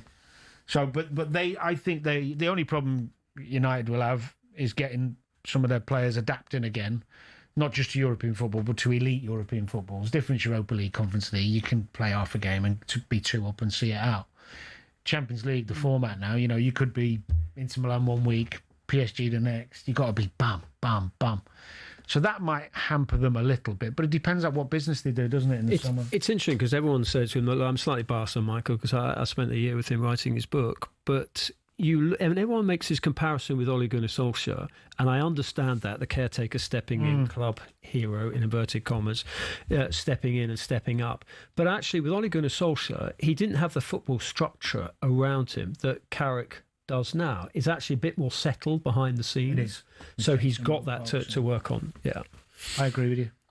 Maybe that is why then. There's still a few question marks over a lot of these teams. Yes, that we that's what we're saying, yeah. To be challenging Arsenal, certainly, and the way that Arsenal have gone about it this season with such consistency in their team, you just feel they can only get better. Whoever they bring in is only going to be obviously it's going to only be better.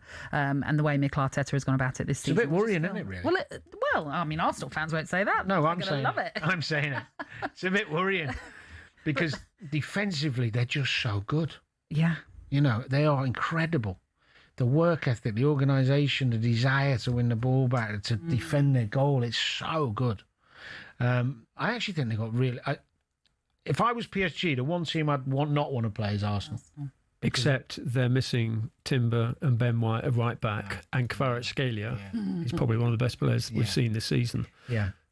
But I think they'll put Mosquera in there, but as you mentioned earlier... I think they'll probably ask Declan to maybe edge over a bit more. Really?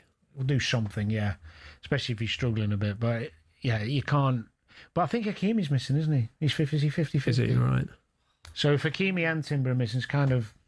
Because they played Zaire Emery against Munich at right back as a midfielder. He actually did really well. So that would even it up a little bit because you'd think... saying that Trossard isn't Kvaratskhelia, is he? Let's be honest. No. Sorry, Trossard. He's not. Yeah. He's not. He's easier to spell. Yeah, that's true. The funny thing is, during that conversation, you've gone like, Arsenal be there. Oh, I don't know. And then you just talked yourself in and out of the conversation. I think PSG are an amazing side. If they play really well, they can beat anyone. But when you play a certain way and you think, right, who can stop us? Well, obviously they knew the Munich game was going to be open and they're going to have a go. Arsenal don't mind sitting in and frustrating you. And it does get frustrating if you're a good side trying to break down. And then all of a sudden they could find themselves 1-0 down on a set play, chasing the game. Arsenal are capable. They're capable, for sure. Could be a double winning season for them. God forbid. 1 minute you're just saying how great it is. I'm kind of joking because we'll see. I mean, it'll be 300,000 outside the Emirates, won't it? Instead of Oh, your daughter needs to move out. Because they'll be if they win the Champions League, can you imagine? Our Airbnb it. Yeah. She's moving out. Yeah, exactly that. No, if they do, good luck to them. Good luck to them. But also, it's good for English football. It is. It gives the Premier League a little bit of credibility because we were saying last year all our teams were getting battered. Also, it's good for coefficients, and that's just what we need: is a few more teams in the Champions League. And actually, if you watch football generally, I mean, a lot of the best teams in the world have got a lot of players who've got attitude and a bit of arrogance, and a lot of the Arsenal players are quite likeable. Declan's a likeable lad. Saka's a likeable guy, isn't he? Ezra's a likeable lad. Yeah. Timber conducts himself the right way. Calafiori, they seem like it's only Gabriel who's got a bit of. You want to. And White can be a bit odd. Yeah, we've had that with him with England, but not many. Yeah, but you look at David Raya, you look at the journey that he's been on. Yeah, that's incredible story. Well, look, I'm sure there's more for us to discuss on that and plenty more as well, because we also have to talk about who are the runners-up, Manchester City, who are having a farewell party as we speak. They've had a parade and they're having a party as well now that Pep Guardiola, after 10 years, is leaving the club. That's next.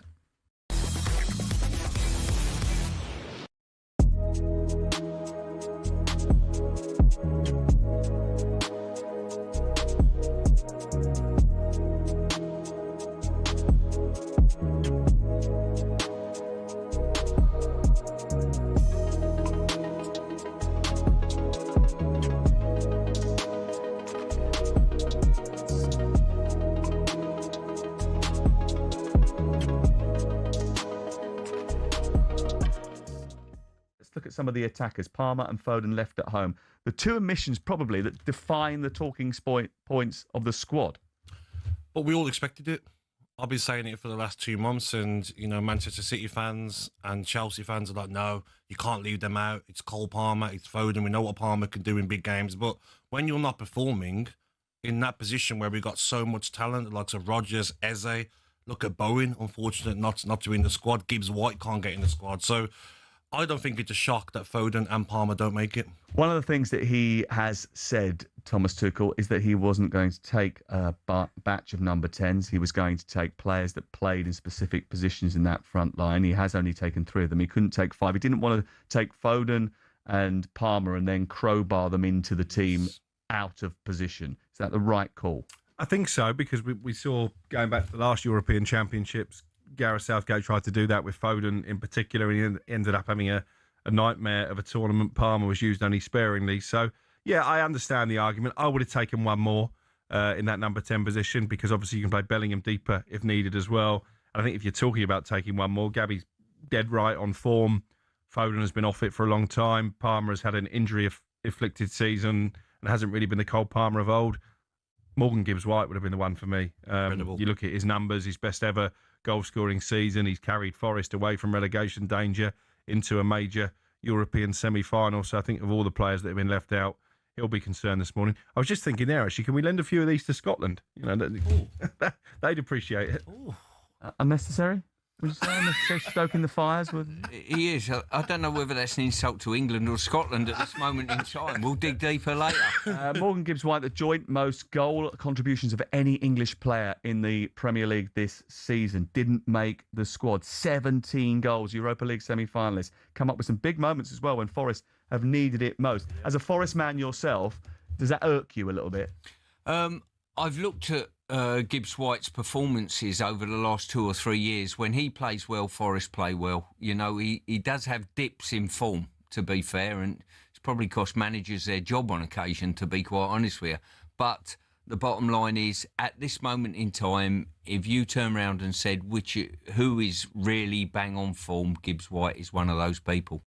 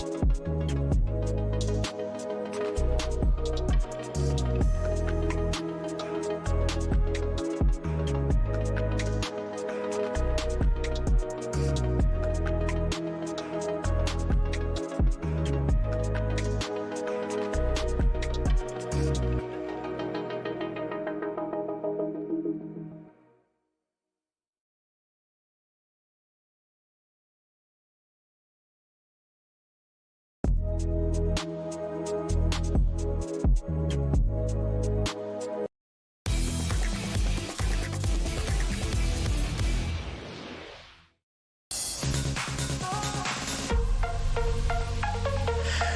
evening. This is Kickoff here on talkSPORT, and you're in the company of Henry Winter, Danny Murphy, and me, Natalie Sawyer, as we take you through to the sports bar when JB O'Hara and Jason Cundy will be with you. We've obviously been talking about Arsenal and the potential of a dynasty for them after their success in the Premier League this season. And let's not forget they've got a Champions League final to come, so it could end up being a terrific season for them. But while they are celebrating, they're also celebrating in Manchester right now, because they too at City won 2 domestic trophies with the League Cup and FA Cup, and Pep Guardiola has said goodbye to the club after 10 years there. They're having a farewell party right now, and a certain Vincent Kompany's turned up at this farewell party, successful with German side Bayern Munich, of course, but he is there. He was went onto the stage with one of the Premier League trophies to, celebrate Pep Guardiola's success there. He leaves after winning 20 trophies, I should say.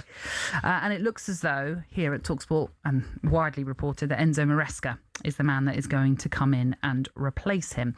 Before we get the thoughts of Danny and Henry on Manchester City, let's actually hear from Pep Guardiola, who has reflected on his stellar period in charge and also praised the efforts of the outgoing John Stones and Bernardo Silva too.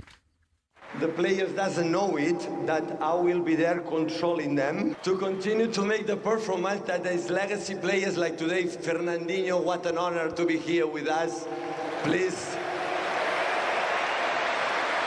Gundo, Eddie, John, Bernie, and all the players that was in the screen minutes ago. Congratulate John and Bernie for this incredible career, for this, 1,000 million games that played in our shirt. They have to know they have a huge responsibility to maintain these standards. That's why, hopefully, they continue fight and give everything with this amazing club. Suppose let's get both your thoughts really on Pep Guardiola, and I'm sure you've both spoken about him plenty when we knew it, or the rumours were there that he might be leaving, and then it was confirmed only last week that he was.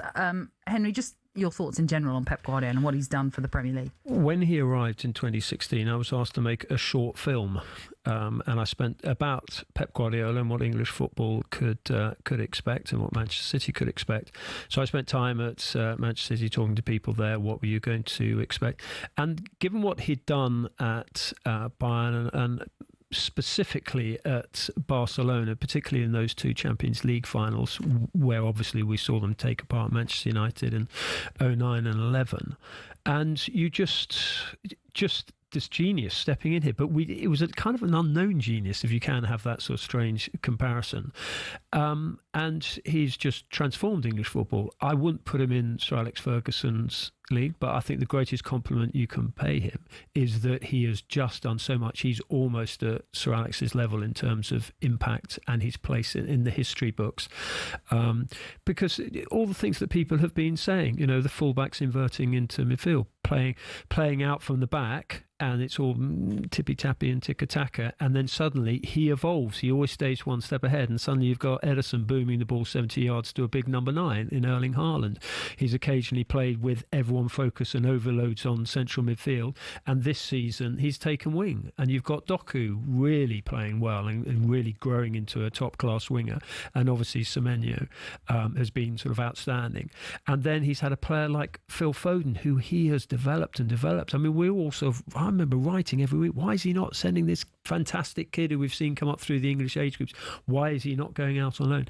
Pep knew. Pep developed him. 5 titles later, Phil was Footballer of the Year. Obviously, he has to go again. So look, there's so many elements to him. We have to caveat it, as always, the 115 charges, which will probably drop half-time in an England match, knowing the way the world works. And obviously Manchester City deny all suggestions of breaching financial rules, and that will, once that's been defined one way or the other, and we'll probably have an appeal, and we'll still be debating it in a year's time, you'll be able to have a completely clear, pure, if I can use that word, picture of the scale of his achievements. But absolutely, you would put him up with Sir Alex, the level just below Sir Alex in terms of impact on English football. But when you think about, and I totally get where you're coming from with that comparison to Sir Alex Ferguson, but when you think about, I mean, pretty much at every level of football, they're now trying to adopt the sort of Pep style of football. So he's been a massive game changer in English football, Danny, without a doubt. Yeah, well, I think that might have been more prevalent for Alex if the exposure of the game now is greater, and you can watch it everywhere, and you can even see training sessions at times, and you can go online now and see Man City sessions. I coached at grassroots level for 6-7 years, and I stole a few of stuff that I saw that City lads were doing many times, and I'm not sure people had that access when Fergie was doing what he did. True. But yeah, there is definitely a legacy element to him when all these young coaches now, grassroots football, even men's football, and they all think they're Pep. They'll be telling the fullback to go inside. And even when he evolved, I remember when the fullback inside thing was kind of other teams were doing it, he then did the thing where he Stone started as centre half and ended up in midfield, and then they became a three behind him. So he's changed it again. He's just doing this on purpose. And sometimes he changed it to his detriment. Rodri. Yeah, well, not just Rodri. In the Champions League final. He left, and Fernandinho, wasn't it? Yeah. No, not Fernandinho. It was Rodri. Was that the Chelsea game? Yeah, he left two out, someone else as well. But anyway, the point is he was an innovator, wasn't he? Yeah. And he did have great players to work with. But I think the biggest thing with all the top managers is their ability to motivate top quality players over and over again. I mean, to win 4 league titles on the spin. The one that always sticks with me, I remember when he spoke about Aguero needing to do a bit more work, right? This is this amazing goal scorer who's already scored all these goals and won the league at City before he got there. And I did an FA Cup game. It was against the lower league team who they battered, and I can't think who it was now. And Aguero, they were like 3 or 4 up, and he was pressing the centre half and then the fullback and then the goalkeeper. And Pep was on there going, blah, blah, blah, and this is, he wouldn't have done that if this is obviously a build-up of work that he'd been doing with Aguero to get more out of him. Somehow he'd got Aguero on board with the press, with the philosophy, I need more. The other thing, I remember doing a piece on David Silva, who's just a beautiful, played against him many times, beautiful footballer. His numbers before and after Pep arrived, in terms of not just the goals and assists, I'm talking about high-intensity running, duels. Because I remember doing a piece on it, and it was chalk and cheese. And this David Silva, this graceful, beautiful footballer who everybody loved anyway, he's doing more. Now, that's not easy to do, because I've seen many great players not do what the manager says because they think they know better. Is that Pep's personality that has that impact and you respond to? Or is it the fact that he's obviously coached one of the greatest players of all time in Lionel Messi? Or is it also, I don't know how far footballers look back, the fact that he was obviously a very good Champions League winning footballer himself? I think the first two. He's obviously got a way with words and a way of conducting himself and motivating you in the moment from a personable level.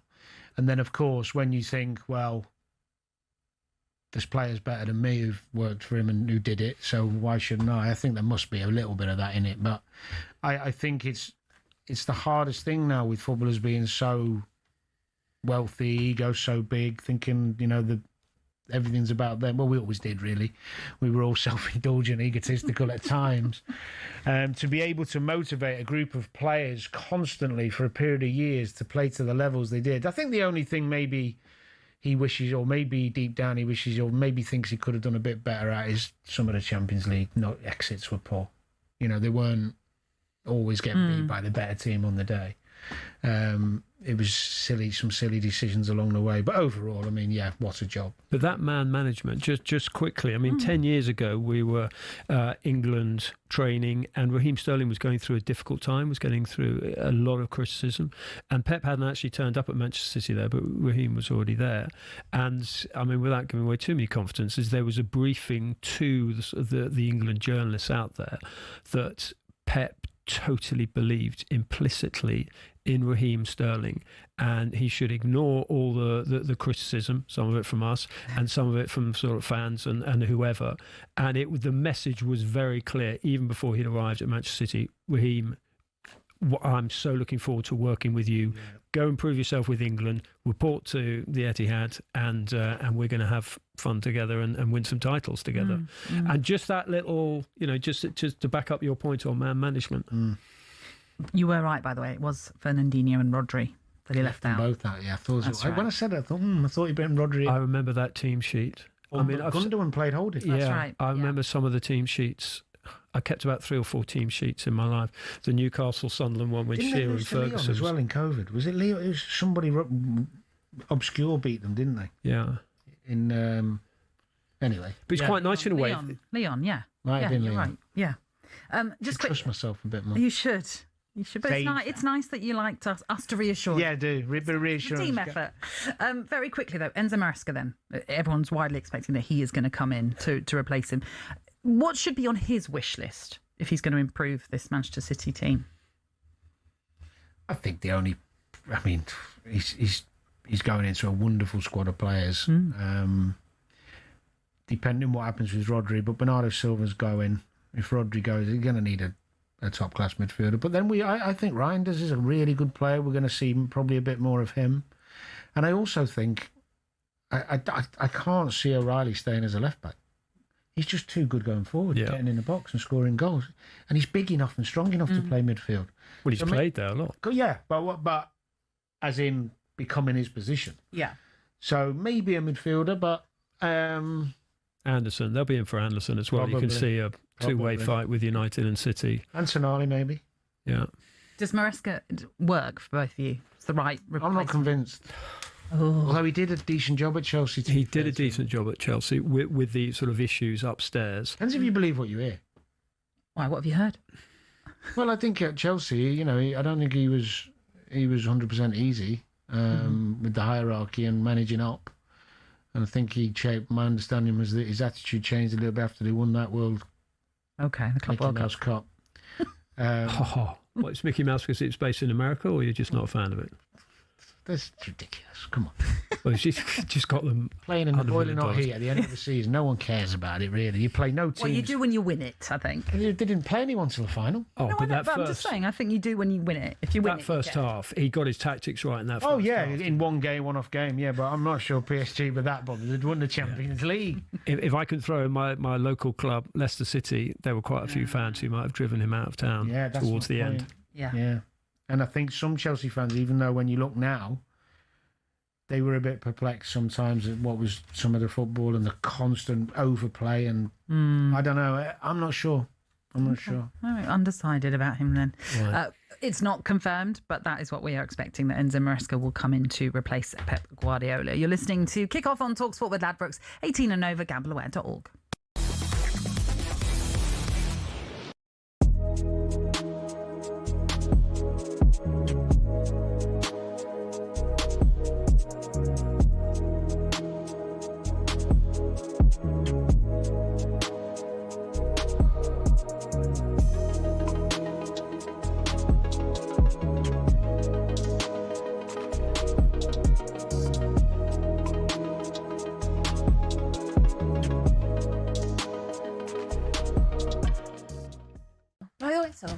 Someone deal with it!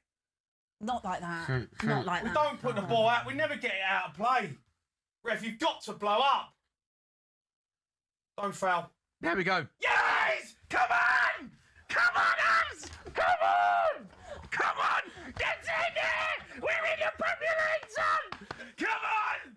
We've done it! Well done, Jay. We've done it! Get in! All you mugs that wanted us down! All you mugs wanted us down! We've done it! Come on! Well done. Abs, well done. Jay, before you go, I know you're doing the phone show. Just tell us. I mean, relief, right? It looked like at one point, Jay, you weren't getting out of this. How much credit does deserve? Because he's come in, and I can see how emotional you are. But this could have been a disaster, couldn't it? No, it could have been an absolute disaster. Tottenham can't be in the Championship, right? We cannot be in the Championship. It's been a disaster season. So much has gone wrong. Deadwood all over the park. We have got to just completely change everything. Get rid of the Deadwood. Get rid of all these players who have been absolutely garbage. We've got the man in charge, Roberto De Zerbi. He is a top manager. Roberto De Zerbi will do things at this football club. Just let him have the reins and let him get on. But he's got to get rid of Richarlison, Moani, all of them. Get rid of them. They're crap. They're absolutely crap. and we find a way to do it. And I have to say a massive thanks to Aston Villa for not turning up on that day and gifting us 3 points, because that's the one that kept us up. Forever. Come on, the Spurs!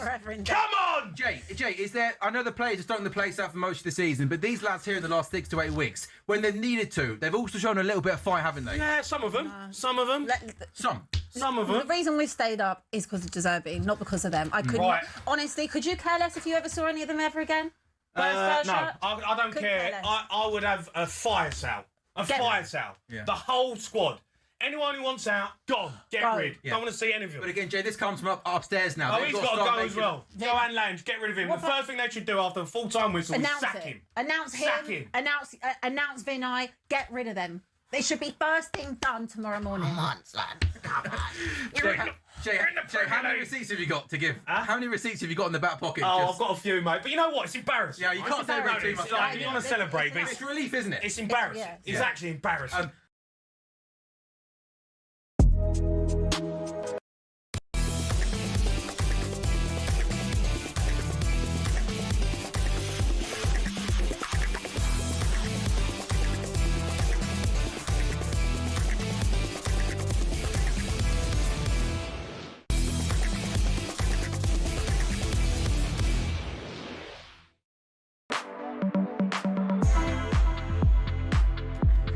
This is Kickoff on talkSPORT, and it is Danny Murphy, Henry Winter and me, Natalie Sawyer, with you right now.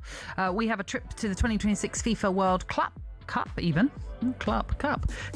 Adidas, up for grabs. You and a mate could be in Dallas on June the 17th, seeing England versus Croatia live. We've got flights, hotel, spending money, tickets, and the official even Try-Onda match ball all included. All you have to do is head to talksportwin.com to enter, and that's where you'll find the full T's and C's. As I've done that, I have deleted the running order, so I will get back to you in just a minute. No, we're going to talk about Liverpool briefly. I know we already touched on it, but of course they said goodbye to Mo Salah and Andy Robertson yesterday after their 1-1 draw with Brentford at Anfield. Let's actually hear from Andy Robertson, shall we, reflecting on his glittering time at the club. Yeah, look, it was a decision that everyone made. Obviously, there was no contract on the table, and obviously the discussions we've had have all been honest and have all been good. And when your time's up, and that's the way of football. And I've got no regrets, no bitterness, no anger towards anything. I'm just so grateful for everything and everyone that's gave me the opportunity. The owners, Michael Edwards, and people like that have brought me to the club. Obviously Jurgen Klopp, Arne Slot, people like that. All these guys have played a part in my career here, but most importantly the fans. It was important that me and Mo could, get to see them one last time in a Liverpool jersey, and they didn't disappoint. So that was Andy Robertson then reflecting on his time at the club as he is leaving this summer. Suggestions that Tottenham, obviously, the club that he will be going to. We've yet to find out what's really happening with Mo Salah.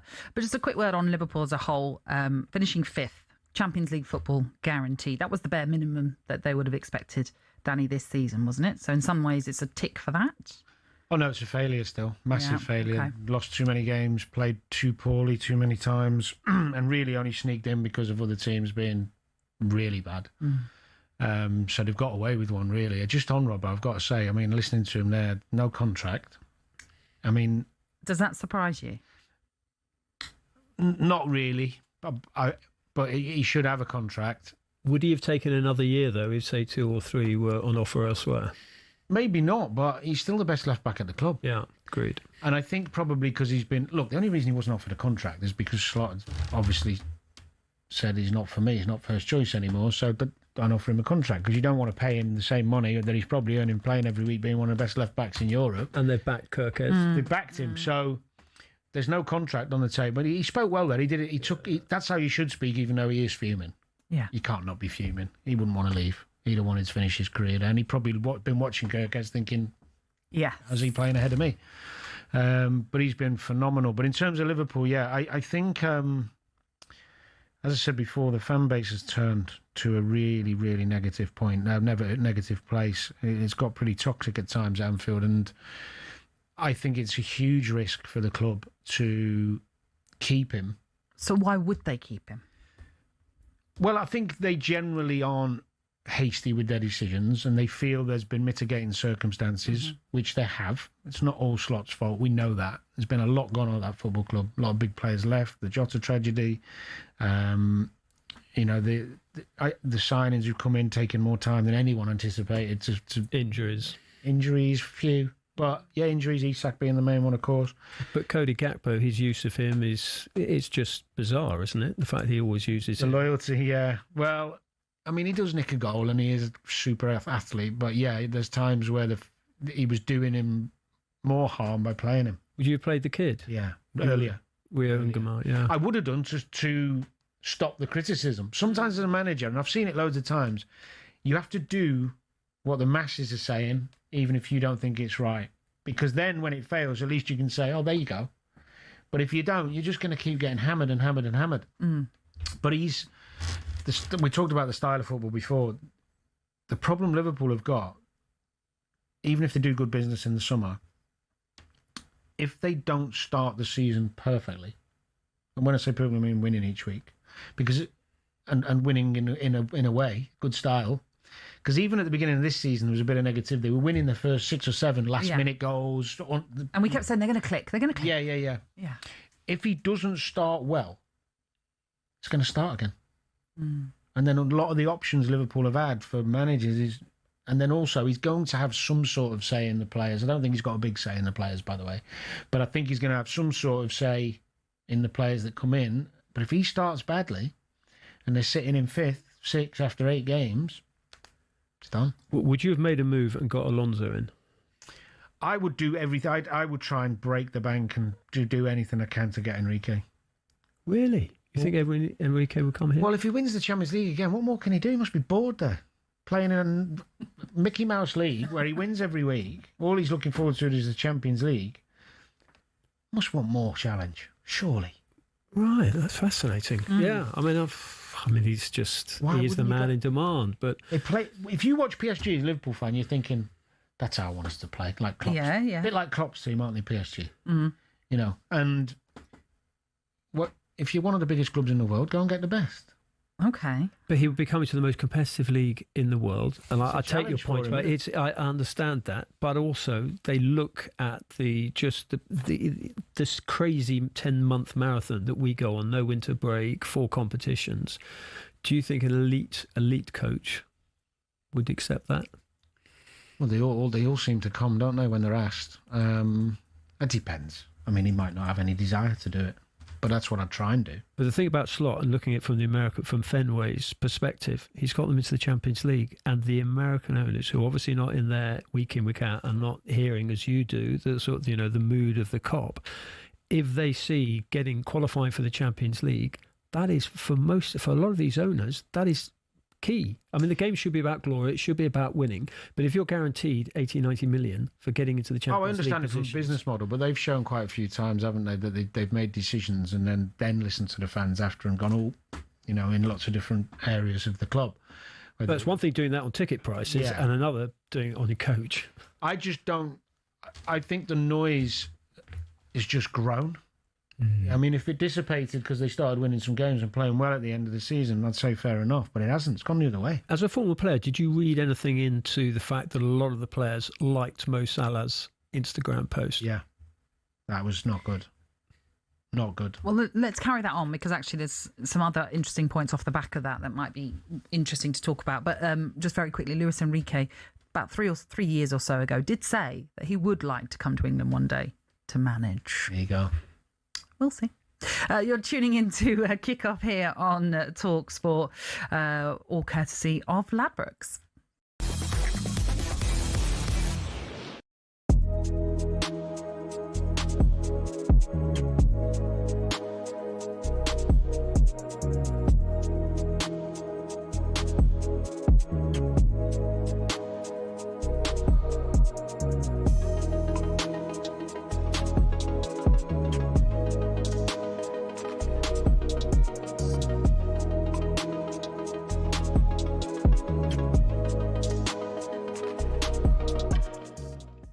Let's get back to some calls. Go to Darren. He's a Spurs fan. All right, Daz? All right, Daz.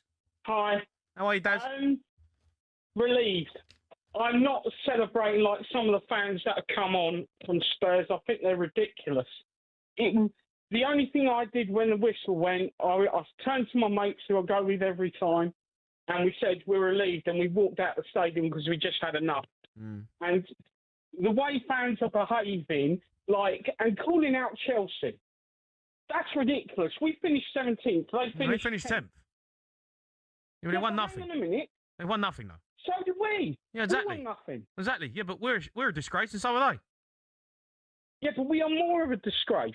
And the way Tottenham fans are behaving is ridiculous. I agree with him. Well, you will agree with him. No, you're speaking. He's the first one that's phoned up talking any sense. Dazza, right? It's a shocking season, but it's over. It's over. Season's over. We're up. Cheer up. It's over. It's embarrassment. What do you think people like Glenn Hoddle look when they look at that side? I know. Well, they've got to sort it out, haven't they? Legends of the club. Well, they've got to sort it out, though, Daz, haven't they? Got to start again. Yeah, they've got to sort it out, but there's no good when fans are turning around like we've won a cup. It's ridiculous. The stayed-up trophy. Good trophy, that, though, Daz. The inaugural. Well done. Right, it's good trophy, that. Staying up cup. Yeah, it should be a toilet bowl. It should be a toilet bowl because that's what it was. It was toilet. It was. They should have stayed in the toilet where most of those players came from. Holding up a toilet. Silver toilet. That's a good trophy, that. Holding that up a lot. Yeah, a picture of that. Yeah. Someone will AI that. Staying up trophy. Someone will AI that and send it to us, mate. Yeah. It's unbelievable stuff. Yeah. Listen, Daz, enjoy it, mate. It's up. It's over. We can all relax now. Got the World Cup coming up. He's the only one under a rock. Just relax. The only one. The only one that's got any. Only one that's got anything about him. Only Spurs fan today.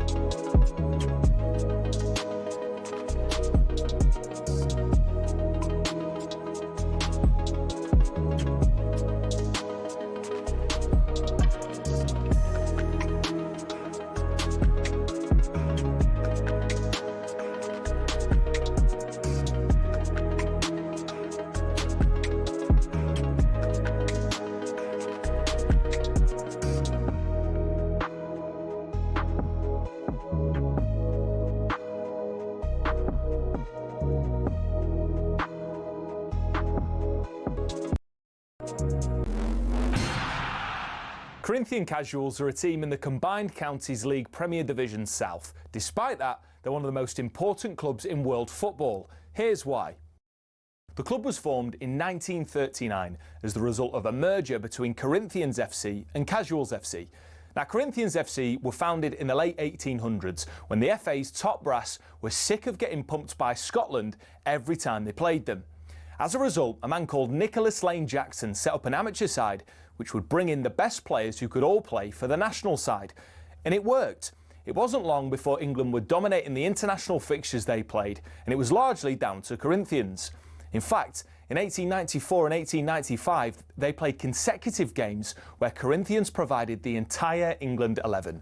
But the thing is, the players refused to play professional football. They didn't believe in it. They wanted to spread the values of sportsmanship, competition, and played for the love of the game.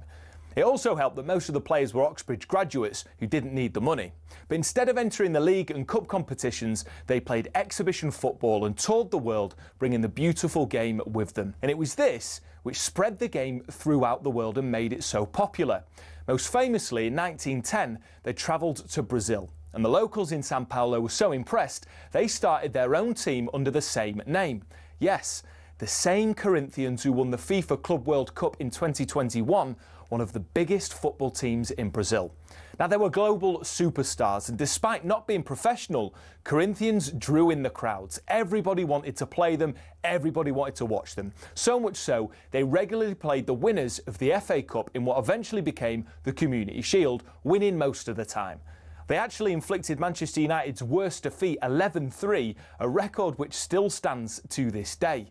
Now, fast forward to today, Corinthian Casuals still don't pay their staff or players. The ethos of sportsmanship is still at the heart of everything that they do. And even though they're a side in the lower leagues, if you make the trip to King George's Field in Tolworth just off the A3, you'll most likely bump into Brazilian Corinthians fans.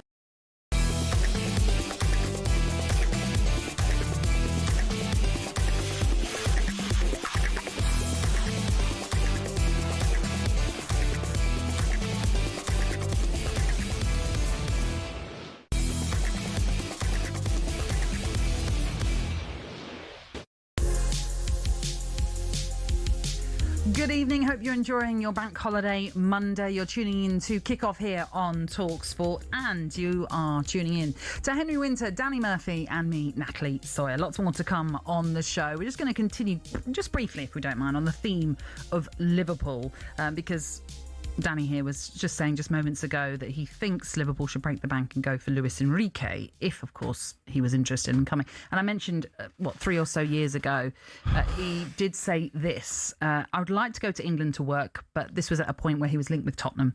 But I don't see myself in the Premier League at that moment. He said, I'd like to go to a team there that can do important things with, and that is very difficult. I would not go to any Premier League team, which obviously now fast forward, of course he's not, because he's done so well. I mention him because I don't think Liverpool should just get rid of Slot for the sake of getting rid. If there's no one better who they think isn't able to do more and bring Liverpool more forward more quickly, obviously. Mm-hmm. So, and Henry made a good point. We were chatting off air. The money he must be earning there might be out of Liverpool's league, but I think any manager or player would see that as a big, wonderful challenge to go to a historic club. He's a Barcelona guy, isn't he, Enrique? He understands Liverpool, like what that club means to the people. And even though PSG is a wonderful team and he's doing great things, it's, he must spend most league games just sat there watching it and just, with a fag in his hand thinking, how many are we going to score? Yeah, but plotting his next Champions League. Yeah, but I don't know. Maybe I'm wrong. I think the best people in their industry want to be at the top of the tree, and the Premier League's the league to be in. So PSG would fight to keep him, wouldn't they? And you would think they would throw money at it. Yeah, but they would throw money at it. You would imagine, though, they might have actually, Manchester United, when they were sort of weighing up the whole sort of Carrick element, you wonder whether they would have just done a little bit of quiet due diligence on Luis Enrique. Might he become available this summer? And because Michael has done absolutely brilliant, and I'm absolutely pleased. Good things happen to good people, and it's fantastic what's happened to Michael, and he absolutely deserves it. Got them into Champions League, changed them all around.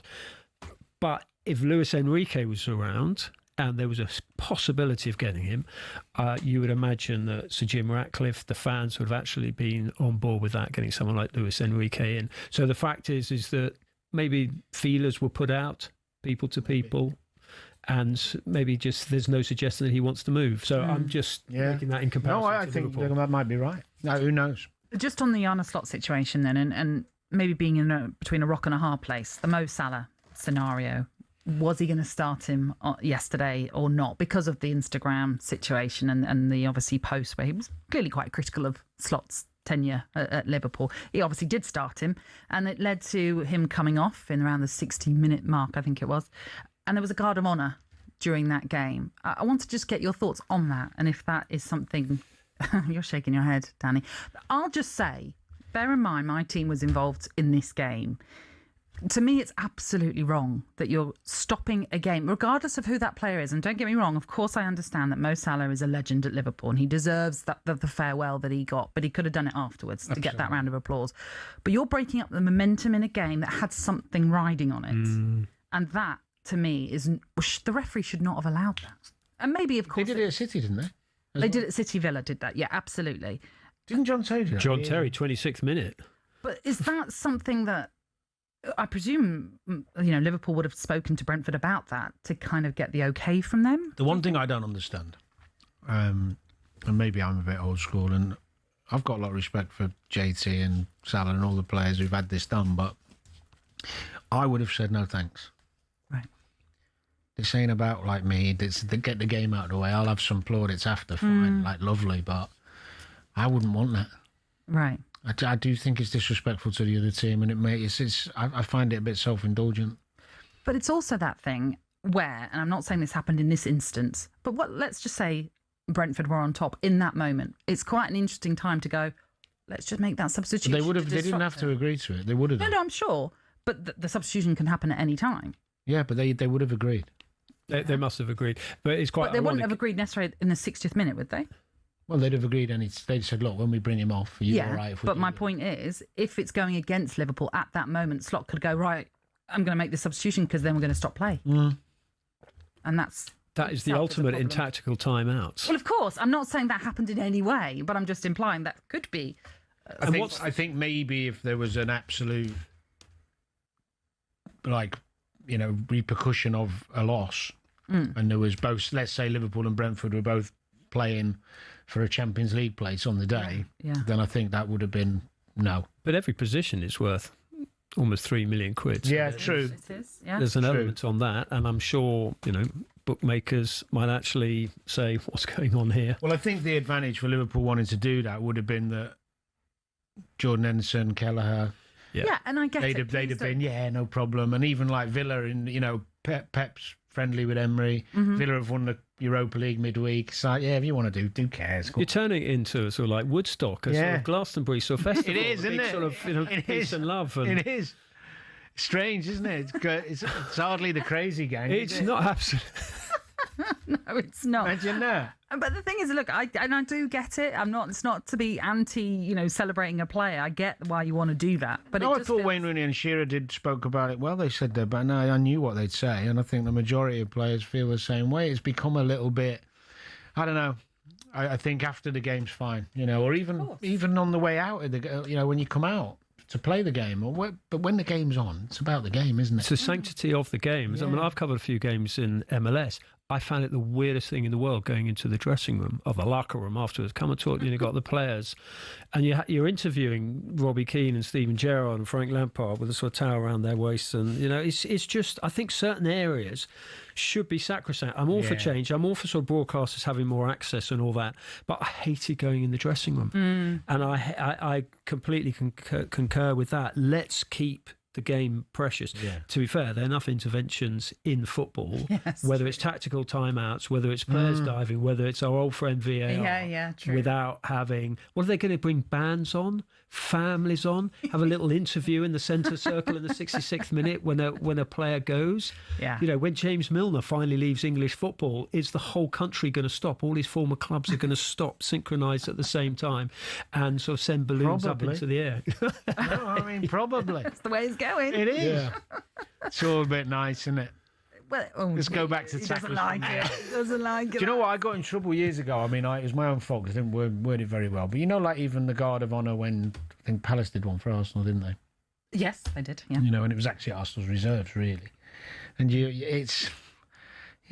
really players want to be clapping the lads who are better than them and done one going, well done, but because it get on with the game. Bernardo Silva just stood there in one of those laps of honour with a cup of tea, just sort of shaking his head. Yeah, because you can say well done in the tunnel. You might know a few of the boys and go, congratulations, well done, really well done, whatever, and mean it. When you're there doing a token gesture, that was a great example. There's been a few different players stood in the Guard of Honour not looking particularly interested. So just a final thing on this, you're not a fan of shirt changing at half-time, shirt swapping? No. At half time. When we've seen it. Yeah. No, I think shirt swapping at the end of a game, depending on what you're getting it for and in the tunnel and stuff, is fine. No problem, because there's lots of times you're doing it for a really good reason, or But when you see it, quick story, I once had a go at, I can't remember the lad's name, a German player for Fulham. I just started my punditry journey, and I think United had beaten them 4 or 5 at the Cottage, and he was laughing, swapping shirts on the pitch after. So I left a bit on him, obviously, saying that I wouldn't have that, that wouldn't happen if on my watch. And he wasn't best pleased, apparently. And I got a phone call from someone at Fulham saying he wants your number. Oh. So I said, give him my number. He didn't call. After all that. But I just thought, what are you going to say anyway? If you call, laughing on the pitch. Yeah, so it was the laughing, not the swapping. But both. You've just been done 5 at home. Right, okay. Don't swap a shirt being all in awe, sycophantic to some player, whoever it was, superstar Man United player who he obviously knew from another team or whatever. I just thought, what am I seeing? I love this. So you are the self-appointed moral guardian of the game Well- who goes onto the pitch to deliver God-given sanctions against those who've crossed the line. No, I was on telly when I said it. Oh, I see. Right. I was working in punditry Right. because it was. I made a point of saying, and this is exactly the problem Fulham have got at a minute. If you've got players on the pitch swapping shirts left after being spanked at home, what chance have you got? No, I wasn't there. If I was I there, see. I thought when you said you left something on him, Oh no, you'd actually no! I taken left him them out. publicly on telly. Oh, I see. Okay. Which he wasn't best pleased about, but I did pass on my number and he didn't call. You see, he was a bit scared, really. Maybe. Yeah. Maybe. Are you quite scary? No, but I can argue my point and I'll stand my ground if I believe in something. But But as a player, you were like that, weren't you? You stood your ground as a player. Yeah. But I'm also able to know when I've been an idiot. Yeah, and I've apologised to people in the past when I've said stupid things or done a stupid tackle or whatever. You just got to understand. In the moment, sometimes you can be an idiot because you're emotional. But that isn't an emotional, passionate act, is it? That's, I want your shirt, and we've just been done at home, and it's that. So do you see that as disrespectful? I just see it as a sign of weakness. I think, yeah, and I think some players, it's a bit different than having adoration from a group of supporters when you've played. John Stones in Man City for 10 years deserves it. You know, he's done wonderful things, but just do it at the end of the game. That's we've gone off on one. It's different. It's gone off on a tangent, but I do think players.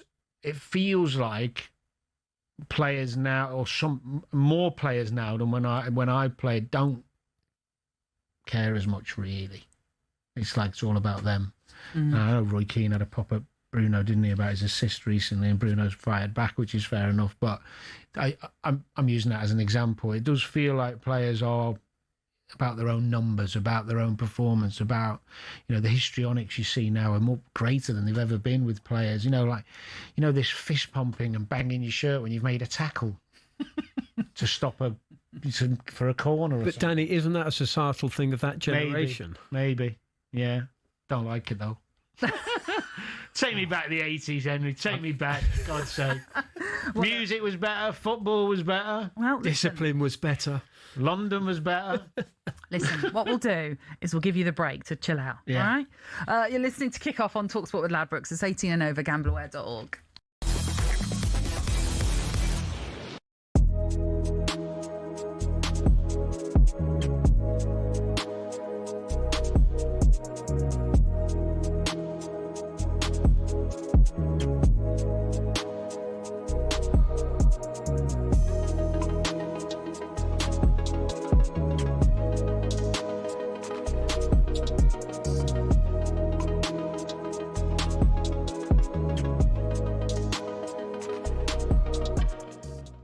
You're talking about 2-3 players, right? And I get that Spurs miss out. But that's the track record There's that plenty of Tottenham have players got out there. over the not many not years. lads from Middlesbrough who come off the bench in the playoff final. Like, do me. Well, he was injured. He was injured. No, I know, He's but been the best player in the Championship this season. Yeah, I don't want to sign Championship players. Spurs don't need to sign Championship players. We've got Championship players. They've shown that.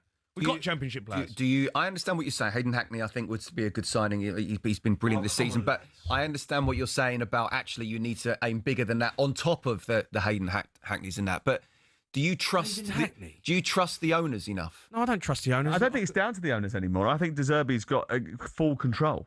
I think he will be the one who's picking the players. They still got to dip their hand in the pockets. Well, they've got to okay. They're the They've ones got to who sign off the released a contracts. statement when they got rid of Daniel Levy, saying that they're going to spend money. But that's my point. Everyone was going to change the narrative, and it was sporting success that they were. And then what happened in January? They went and sold. They went and sold Brennan Johnson for 30 mil. Brought in Conor Gallagher for 30 mil. Net zero spend. Well, it was net 12 with Sousa as well, but. You know, first team. Exactly. My point is, and that's my point. So summer coming up, this is Tottenham Hotspur, and you can't get the Champions League players. It's not going to happen. But you can still attract with those big wages. It's about Alex Scott. They're the type of players. Well, he came from the Championship. Yeah, I know, but he's been in Bournemouth and he's top. No, but they bought him from the Championship. Yeah, but he's been playing in the Premier League. Semenyo came. Yeah, but what I'm saying is, you can be clever with your recruitment. Antoine Semenyo came from the Championship. Adam Wharton. I don't He's about to win a European player final. now. Why not? Because I don't want him. We've got to sign the Premier League players who are playing in the Premier League who have been top draw. No. Championship. I think you're being a snob. The point Jamie's making. Upgrading the squad Absolutely. now from where it is. They've had those middle ranking signings. They need polish to make them get over the line and pull them out of the situation they're in. Here's a question for Michael Elise's done all right coming out of the Championship. Go back to... Who did you go to? Went to Crystal Palace. Yeah. Yeah. And then went to Bayern Munich. Crystal Palace finished above you. They're in a European final. Yeah, but you don't sign. We don't need players from the Championship. You do. Rookie. No, we don't. You need a rebuild. We don't need a rebuild from the Championship. You don't need big time Charlies coming in. What are you talking about? It's not big time Charlies. You've got to find the right prospect. But you don't sign a player from the Championship. We've got Championship players. We finished 17th. I think you're being harsh, and I think you're being a snob.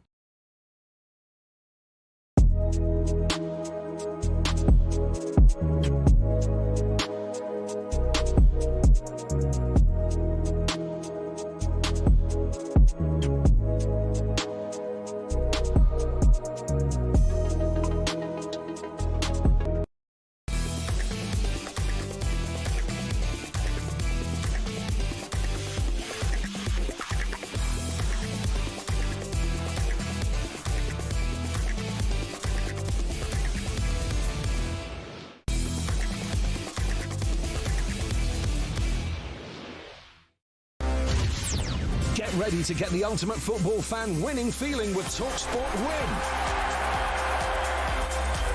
This is Kickoff, and just to let you know, we are into the final week of our competition with the 2026 FIFA World Cup almost here, thanks to Adidas, the tournament's official matchball supplier. talkSPORT is sending you and a friend to Dallas, Texas. You could be at England's first game then against Croatia on June the 17th with return flights, accommodation, spending money, tickets, and the official Adidas matchball, the Trionder, all thrown in. Here is how to enter.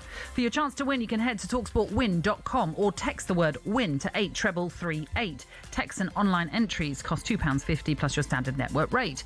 Or you can call this number 0343 418 7260. That's 0343 418 7260. Entries must be in by 4 p.m. on next Monday, that is, so less than a week.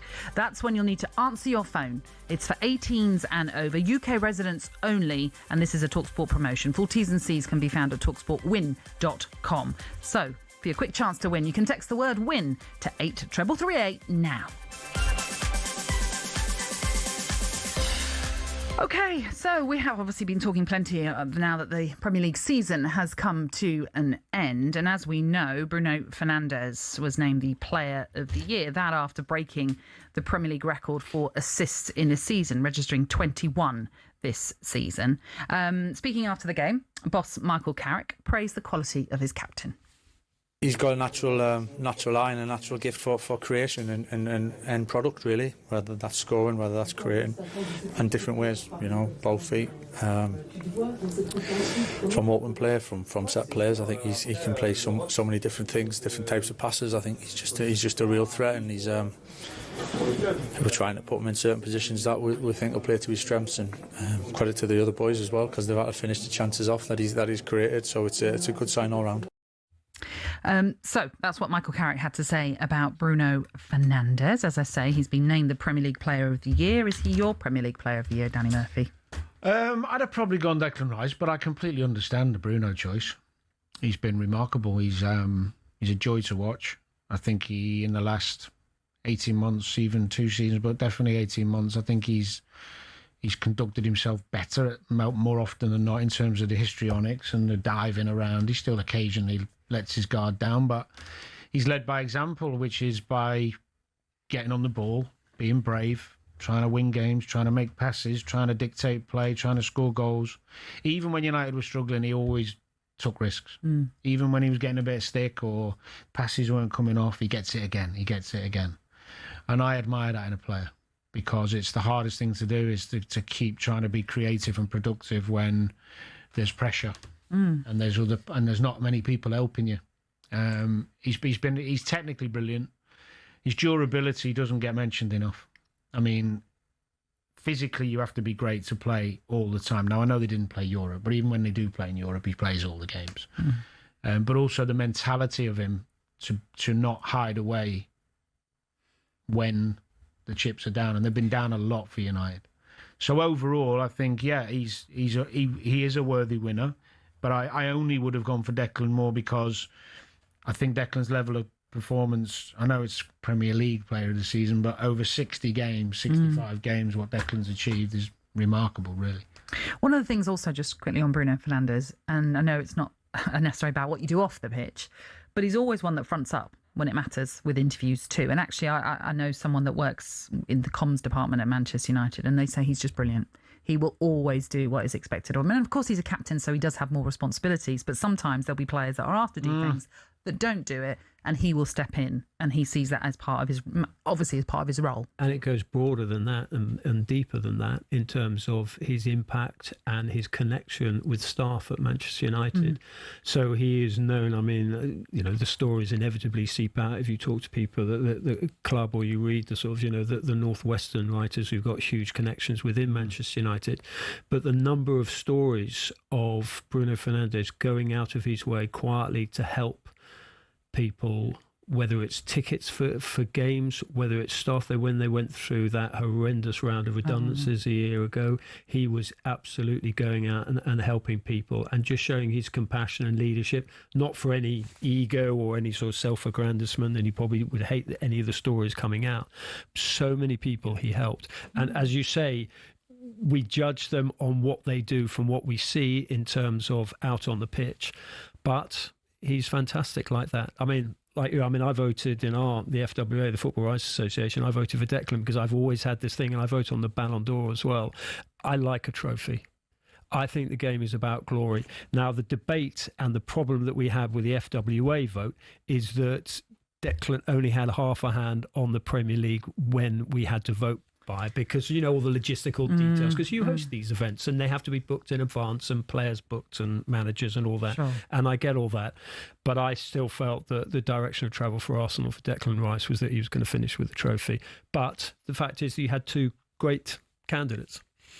But then Bruno was nowhere near a trophy. No, he wasn't for me. But I hear what you're saying. Yes, of course. And we've had this in the past. I mean, the Manchester United vote famously in 1999, I voted for Peter Schmeichel, and Sir Alex never forgave us for voting David Ginola. I mean, if there was an argument going on in a press conference, he says, "Well, you lot don't know what you're talking about because you voted for David Ginola." Well, I mentioned Scott Parker. You are? I make him right. But what about David Raya then? Does he not come into the thinking? 19 clean sheets. Oh, I think he would have been goalkeeper.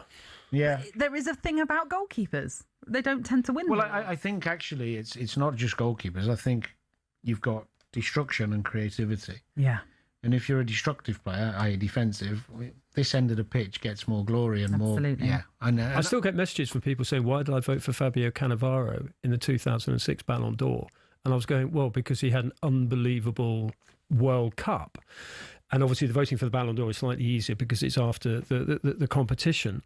But I think that is the last defender we've voted for in the Ballon d'Or. As you say, it's always attacking. It's all great free kick taker. But also as well, I mean, if you simplify it, and although we've been praising Arsenal for their brilliant defensive collectiveness, the reality is it's harder to create than destroy. Mm-hmm. You know, it is harder. It's a harder thing to do. It takes more ability, more vision, more bravery. You know, that what Bruno is doing week in, week out is remarkable. And more remarkable that only probably the second half of this season has he done it in a team that's playing pretty well. Most of the time he's been doing it in a team that's playing absolutely garbage. Yeah. And not playing in the role that he wanted to play, essentially. Well, which says a lot about him as well, because he was still hitting good numbers from a deeper role. I don't think defensively he was too good in that role, to be honest with you, but that wasn't his fault. He was asked to do it. That was Amorim's craziness. But yeah, I don't think it's an award that anybody would begrudge him. No. Gosh, doesn't that...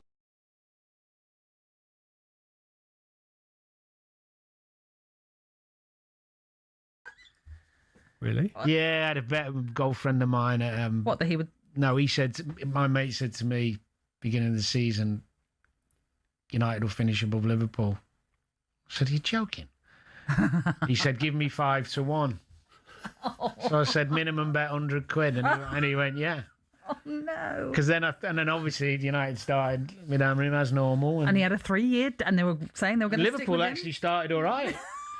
So I was cruising, and then he gets himself sacked by being so bad, and then Carrick comes in and works his magic, and Slot falls off a cliff.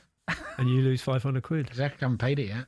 Oh, well, at least you said it on national radio, so you've got no choice. You've got to do it. With interest. He knows I've got to pay it. It wasn't officially done till I think it was when United beat Liverpool or the week after, because you're hoping, aren't you, that they'll lose the last three and Liverpool will win the last. Brilliant. By the way, St Mirren 1-0 up in the second leg of this promotion relegation playoff in the Scottish Premiership. So they lead 2-1 on aggregate, which, as it stands, means they will remain in the Scottish Premiership against Partick Thistle. They are into the 73rd minute in that one as well. On the way next, we will, of course, reflect as well on the manager of the season, get Henry and Danny's take on who that should be, and plenty more too here on Kickoff.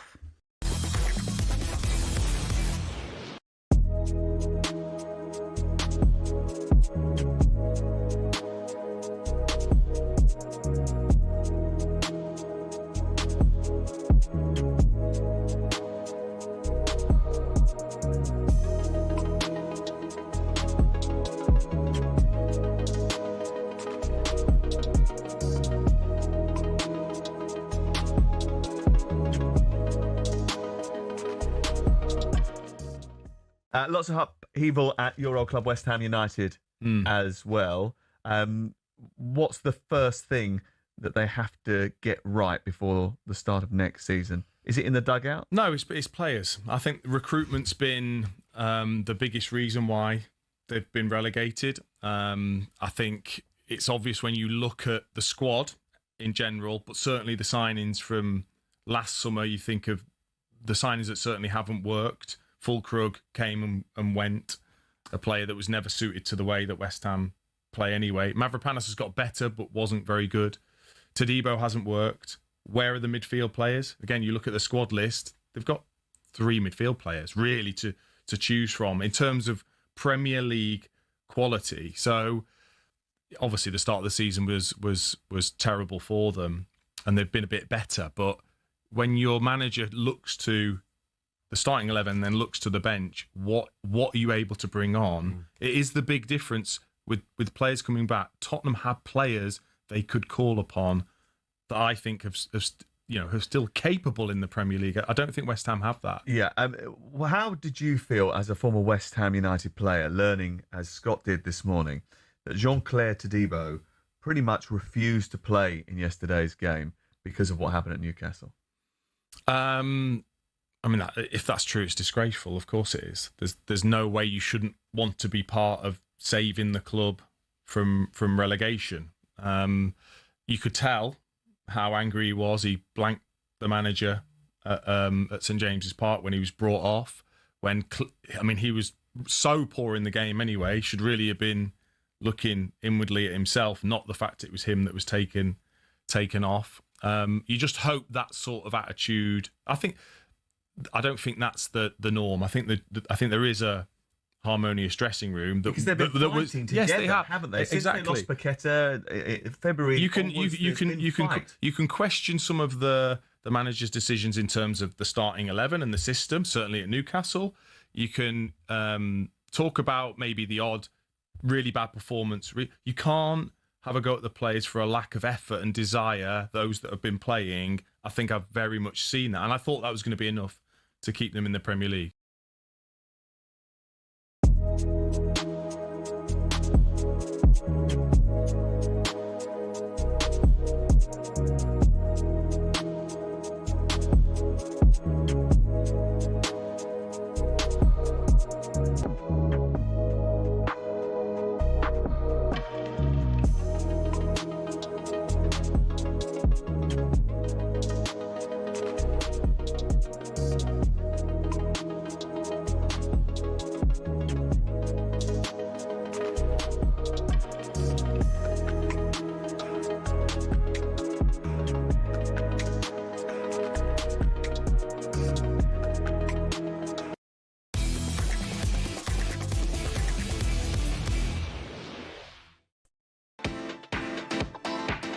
Good evening. Yes, this is Kick-Off, and it is Danny Murphy, Henry Winter and me, Natalie Sawyer, taking you through until 10 this evening. We've got a massive weekend of boxing coming your way on DAZN. Friday night at York Hall, the Charlie Edwards takes on South Africa's Siko Nkatole. Saturday, the feud finally gets settled in Houston. Shock Foster defends his WBC super featherweight title against Raymond Ford. And later that night, pound-for-pound star Dimitri Bivol returns with his light heavyweight titles on the line against mandatory challenger Michael Effort. 3 fights, 1 weekend, all on DAZN.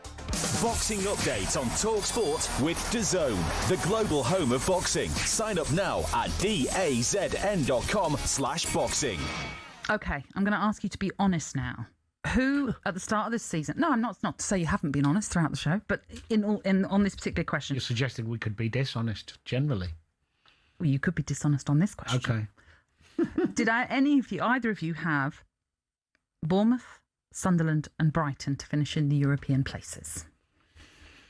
Do you know what? I only got asked at the beginning of the season to predict the Champions League places, and none of them were in it, of course. I felt that Brighton might be capable of a European place, to be honest. Okay. But I think the success of Brentford and Bournemouth and Sunderland has definitely surprised me. Sunderland being the obvious one. I mean, that's just an incredible achievement. Incredible. Bournemouth I've probably enjoyed watching more than anyone.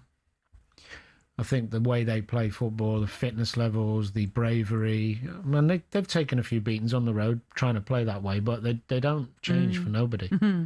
And considering they lost so many of their players, £257 million worth of players. Yeah, and also, I mean, they're unbeaten since the beginning of January. Yeah, after losing their best player. I mean, Semenyo, 18 games unbeaten. It's unbelievable. It's unbelievable. So why is the manager leaving? I think it probably makes sense in some ways. I mean, I don't think he probably, when he said he was leaving, thought they'd carry on this run and get into Europe maybe, but his stock's really high. He's already been linked with AC Milan. His stock's really high. They keep selling his best players, and he probably thinks, we can't keep getting away with this. It's going to do that. And it will. They're not good. They can't have the same season next season. It's just been incredible. It will drop off. New manager take a while to implement his ideas, probably lose 1 or 2 again. Krupi, I think he's going to go. I mean, he's just... Scott. Brilliant. Could possibly, yeah. Definitely. I mean, he's a super talent as well, so... Is he the type of manager who can work with bigger name players? Do you know what, Henry? I think it's a difficult question because it's a bit like a really good player who then goes to a big club and struggles because of the expectation. You know, nobody thought Thomas Frank was going to struggle like that at Spurs. And a manager, unless I knew him, I wouldn't know. I think one thing he'd have going for him from a footballing perspective is that most top players want to play how he plays. Right. So that's a start. You're not going into the door of these huge egos and experienced players and trying to ask them to do things they're not going to enjoy. You can't help but enjoy play that way. He comes across quite a humble, articulate man, so I don't see why he shouldn't. But I just thought, I mean, I've had a beer with Thomas Frank and spoke to him about football at length, and I didn't think he'd struggle. But he did. The pressure got to him, I think. I mean, you do sort of wonder if there was at any point where Iriola was thinking, I wish I hadn't said I was leaving. And now they've brought in Marco Rosa, so obviously it's a done deal. I was on with Alan Pardew last night, and he thought... I thought you were going to say Alan Partridge then. I'm sure you could I missed that show. That would have been great. I'd have liked that too, but it was Alan Pardew. I had fun with him as well last night on The Final Word.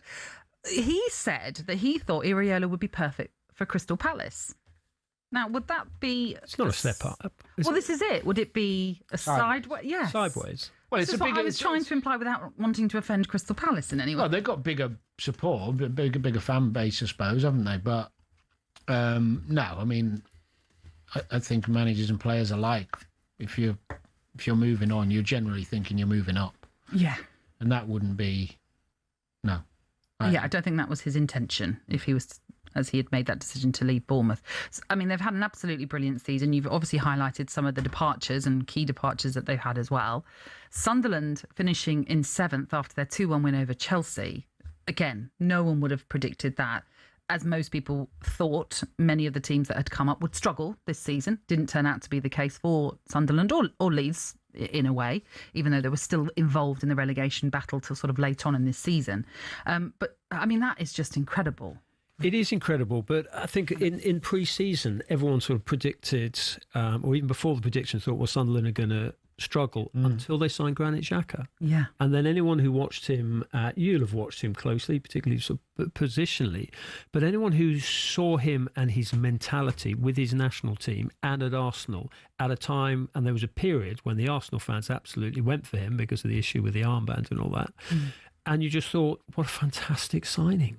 You know, he is, your point earlier, you know, almost the best ability is availability, and he is going to be there week in, week out. Occasional injuries because of his age, whatever, but he's an absolute leader. I thought, what an inspired signing. Yeah. So, yeah, obviously surprised, you know, they've got into, 1973, you know, the last time they were in Europe, and they lost to Sporting Lisbon, obviously over 2 legs.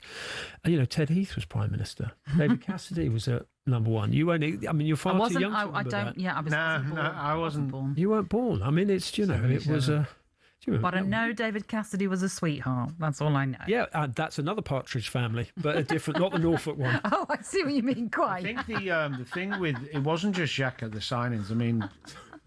McRae, Brobby, I mean, their recruitment team's done an amazing job. Did you know these players? I mean, I know you love all your football. And... I didn't know most of them. I did a bit of work on them when I saw they'd signed and tried to look. I always do that. But the other thing they deserve great credit for is when they lost 4 regulars to the AFCON. That's what I was going to come to. We all thought they would struggle. No, but we thought they would struggle. Yeah. They did dip a little. Not much. No, a little, yeah. Which says a lot about his coaching. I mean, he's another pragmatic coach. Very well organised defensively, very, you know, respectful to the opposition. Which quite inscrutable in a way.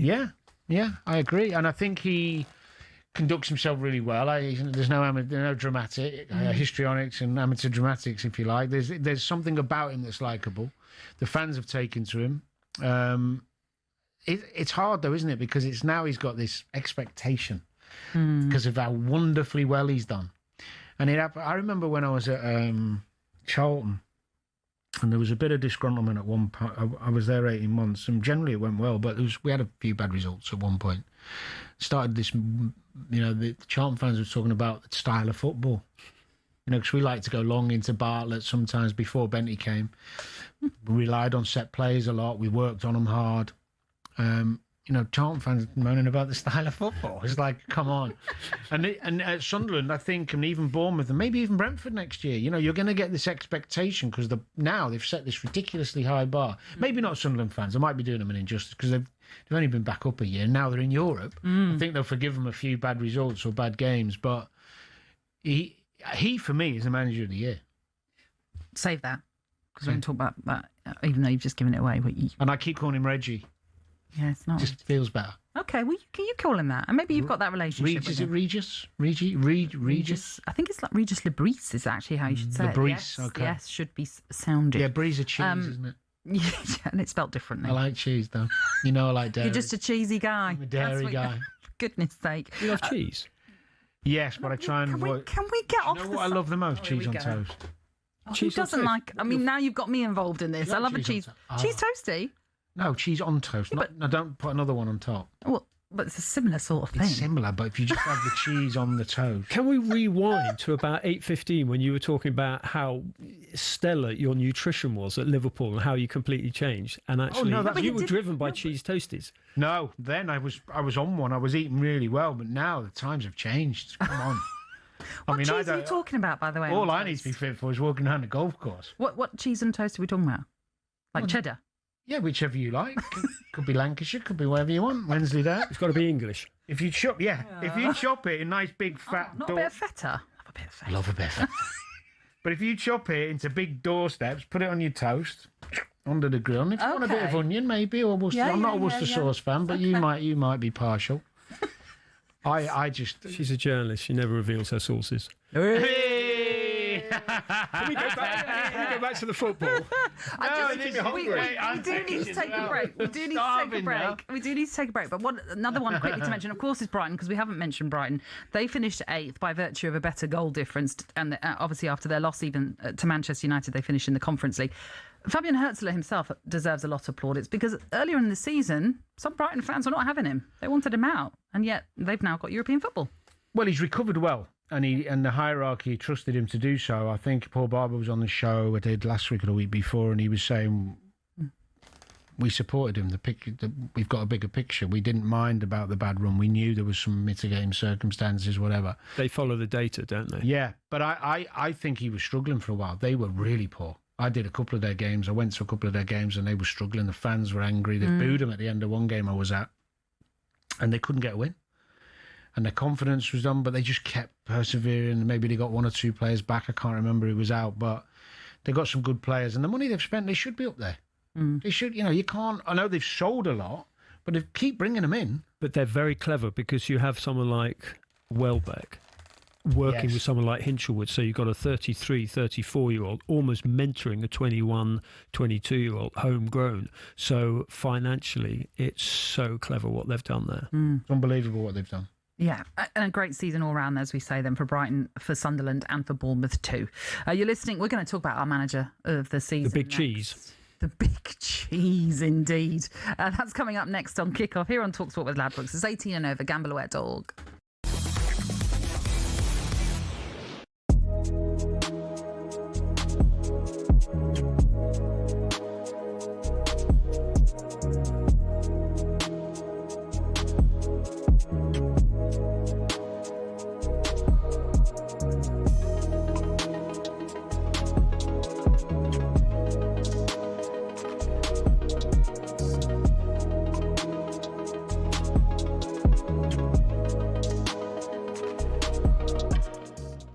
Just explain what the story is. Well, basically, Romero's injured. He can't play.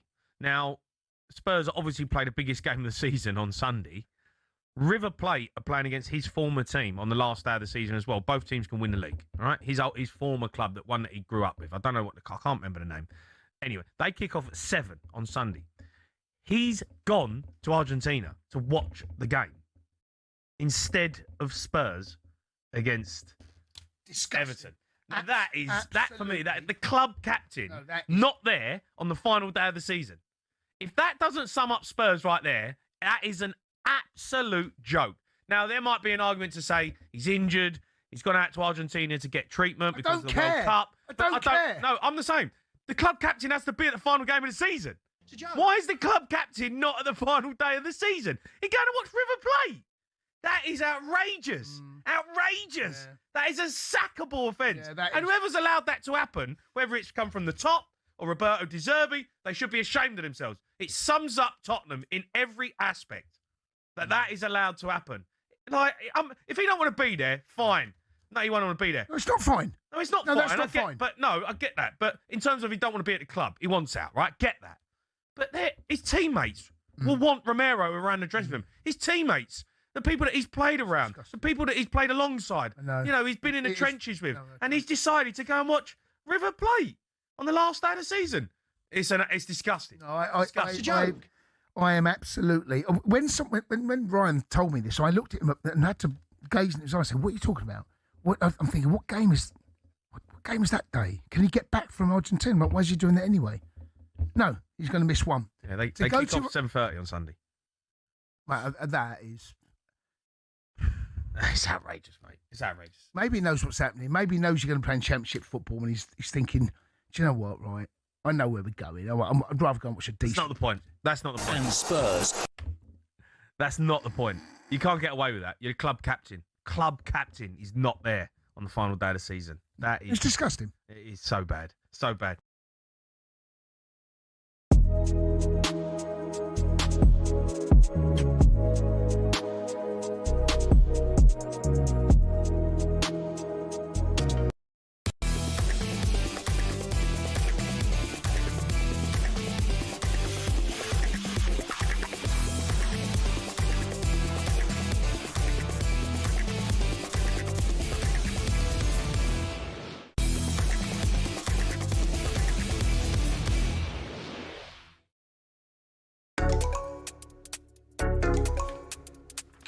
very good evening to you. Pleasure to have you with us here on Kickoff on talkSPORT. And it is Henry Winter, Danny Murphy and me, Natalie Sawyer, taking you through until the sports bar at 10. It's time now for us to take a look at the latest football action with Ladbrokes. The big preview on talkSPORT with Ladbrokes. 18+gambleaware.org.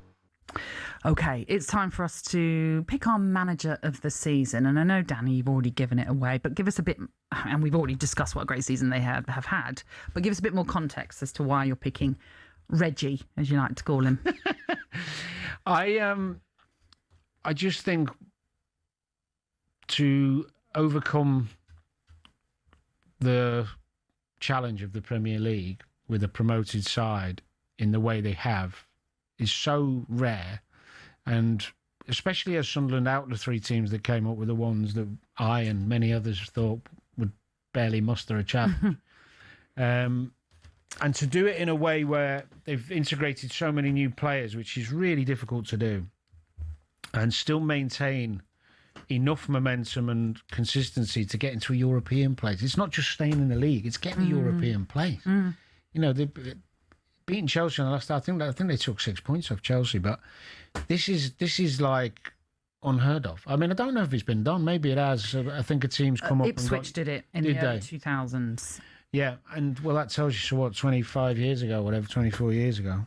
That was the year that George Burley won Manager of the Year, when Gerald Houllier, I think, did the 3 or 4 that you did that year. And Houllier was very unimpressed that he had. Oh, was he? Yeah, because a couple of us went to see him, had a coffee with him. We were just saying, this trophy that George Burley's got is huge. It should have been mine. No, I just think it's remarkable, and I know they've got a wonderful fan base, which helps and makes that place really intimidating going up there. And for anybody, they've given most teams a game up there. They've had the double over Newcastle as well, haven't they? Just to add insult to injury. It's just gone so well, and I understand why the manager who normally gets is the one that wins the league, and I think Arteta probably will, because he's got him over the line at last, and fair enough. But the next outstanding candidate is him. Don't the LMA give out 2 awards? Yes. Do they? Yeah, they'll give the Premier League manager, and then they'll have a General Manager of the Year, Which is voted for by all 92 managers, is that right? I'm not sure, but I know Stuart Pearce was involved in some of the voting. So I'm not sure which award he was voting for, but I know he's involved. Do you know what? You kind of think as well, Arteta's getting all these plaudits and he's done a wonderful job. Does he need the Manager of the Year trophy? Well, give it to one of those guys who's going to appreciate it. Well, sometimes I think the particular Manager of the Year award that we were talking about with the LMA, it's often about they go into the criteria of being outstanding and going above and beyond, and in terms of what they're expected. But often, sometimes it ends up being still the Premier League manager that wins it. And I agree. Sometimes those awards should go to those that were not expecting them to do so great as they have done, as in Reggie, our mate Reggie. Would he be your manager of the season? I mean, I go Arteta, simply because the way I vote for the Football Year, and also, you know, with any other awards, is that winning. The game has got to be about glory. It's got to be about winning. I know everyone gets a medal nowadays for crossing a road and getting on the tube and eating cheese with Danny. I mean, everyone gets a medal. No, I'm with you on that. But, you know, it's just, it's got to be about winning. No, but like I remember going to kids' sports day and everyone gets a medal. It's like, hold on, you come last. Where's the incentive to get better? Danny, I would love you to run this country. You know, when you say you was thinking of standing for mayor, stand for Prime Minister. You only get a medal. Unfortunately, Henry, my ghost, the skeletons, I should say, in the cupboard. There's too many.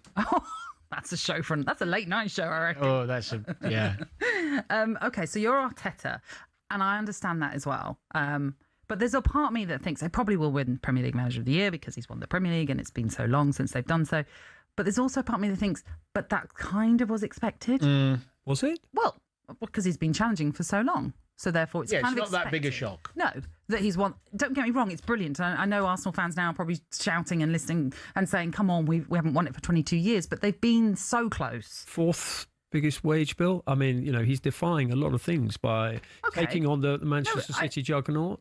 Yeah, and I'm not disputing it. And if he wins it, that's absolutely fine.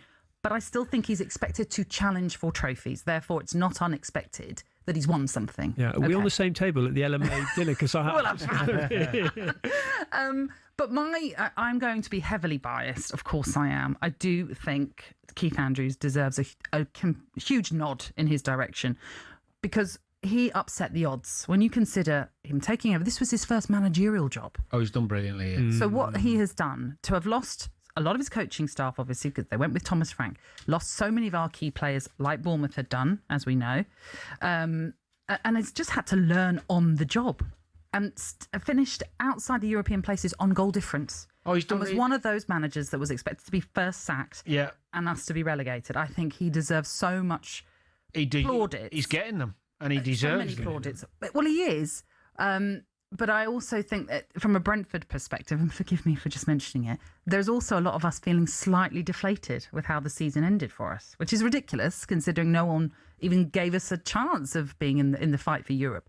But having been 7th for so long as we were, to not finish in Europe, it's just a bit of I'd call it greedy. Well, of course it's greedy. Yeah. But isn't that what fans are? You shouldn't be. You're better than that. All right. You are. You're more Talk logical. cheese then. Let's go back to cheese. Because we're greedy about cheese. That's in the brie. Hey! Now, he has done amazingly well and deserves a lot of credit. But in terms of comparing him to Sunderland, he walked into a squad that still had loads of Premier League experience and players who've been there. No, and listen, I agree. But I will also say that he had Labrie had already been in charge at Sunderland for a season. So he had already a formula there. That's a fair point. We could debate it long. And what I will say very quickly, I must say, because I wanted to say this, there have been lots of fans that have been saying for a long, long time, there are clubs like Brentford, Brighton, Bournemouth, who should all be relegated because they're so irrelevant in the Premier League and they want to go back to the Barclays prime years. Do you know, I just love the fact that Brighton, Bournemouth qualified for Europe. Brentford gave it a go. We upset the apple cart and they deserve to be where they are. And I'm so happy that they have qualified for Europe, those two teams, as well as Sunderland. We're all debating should there be B teams, but it is the B teams. It's Brentford, Brighton, Bournemouth, who are actually 3 of the best run clubs, probably in Europe, let alone simply in this country. Yeah. There we go. Those were our picks for the managers of the season. I'm heavily biased, of course. That's all thanks to Ladbrokes. It's 18 and over. Gamblerware.org. The big preview on talkSPORT with Ladbrokes. 18 plus Gamblerware.org. Just to quickly say, St Mirren have retained their place in the Scottish Premiership. They did beat Partick Thistle 1-0 on the night, 2-1 on aggregate then in that relegation playoff or promotion playoff. So they will, as I say, retain their place in the Scottish Premiership. That is it for us here on Kickoff. Henry, it's been lovely having you with us. Thank you. I'm going for a cheese toasty. Yes, Danny will probably join you. And I'll just make my way home. On the way next, it's the Sports Bar with Jamie O'Hara and Jason Cundy. No doubt they'll be waiting for your calls. Why not ring them? 03 717 223344.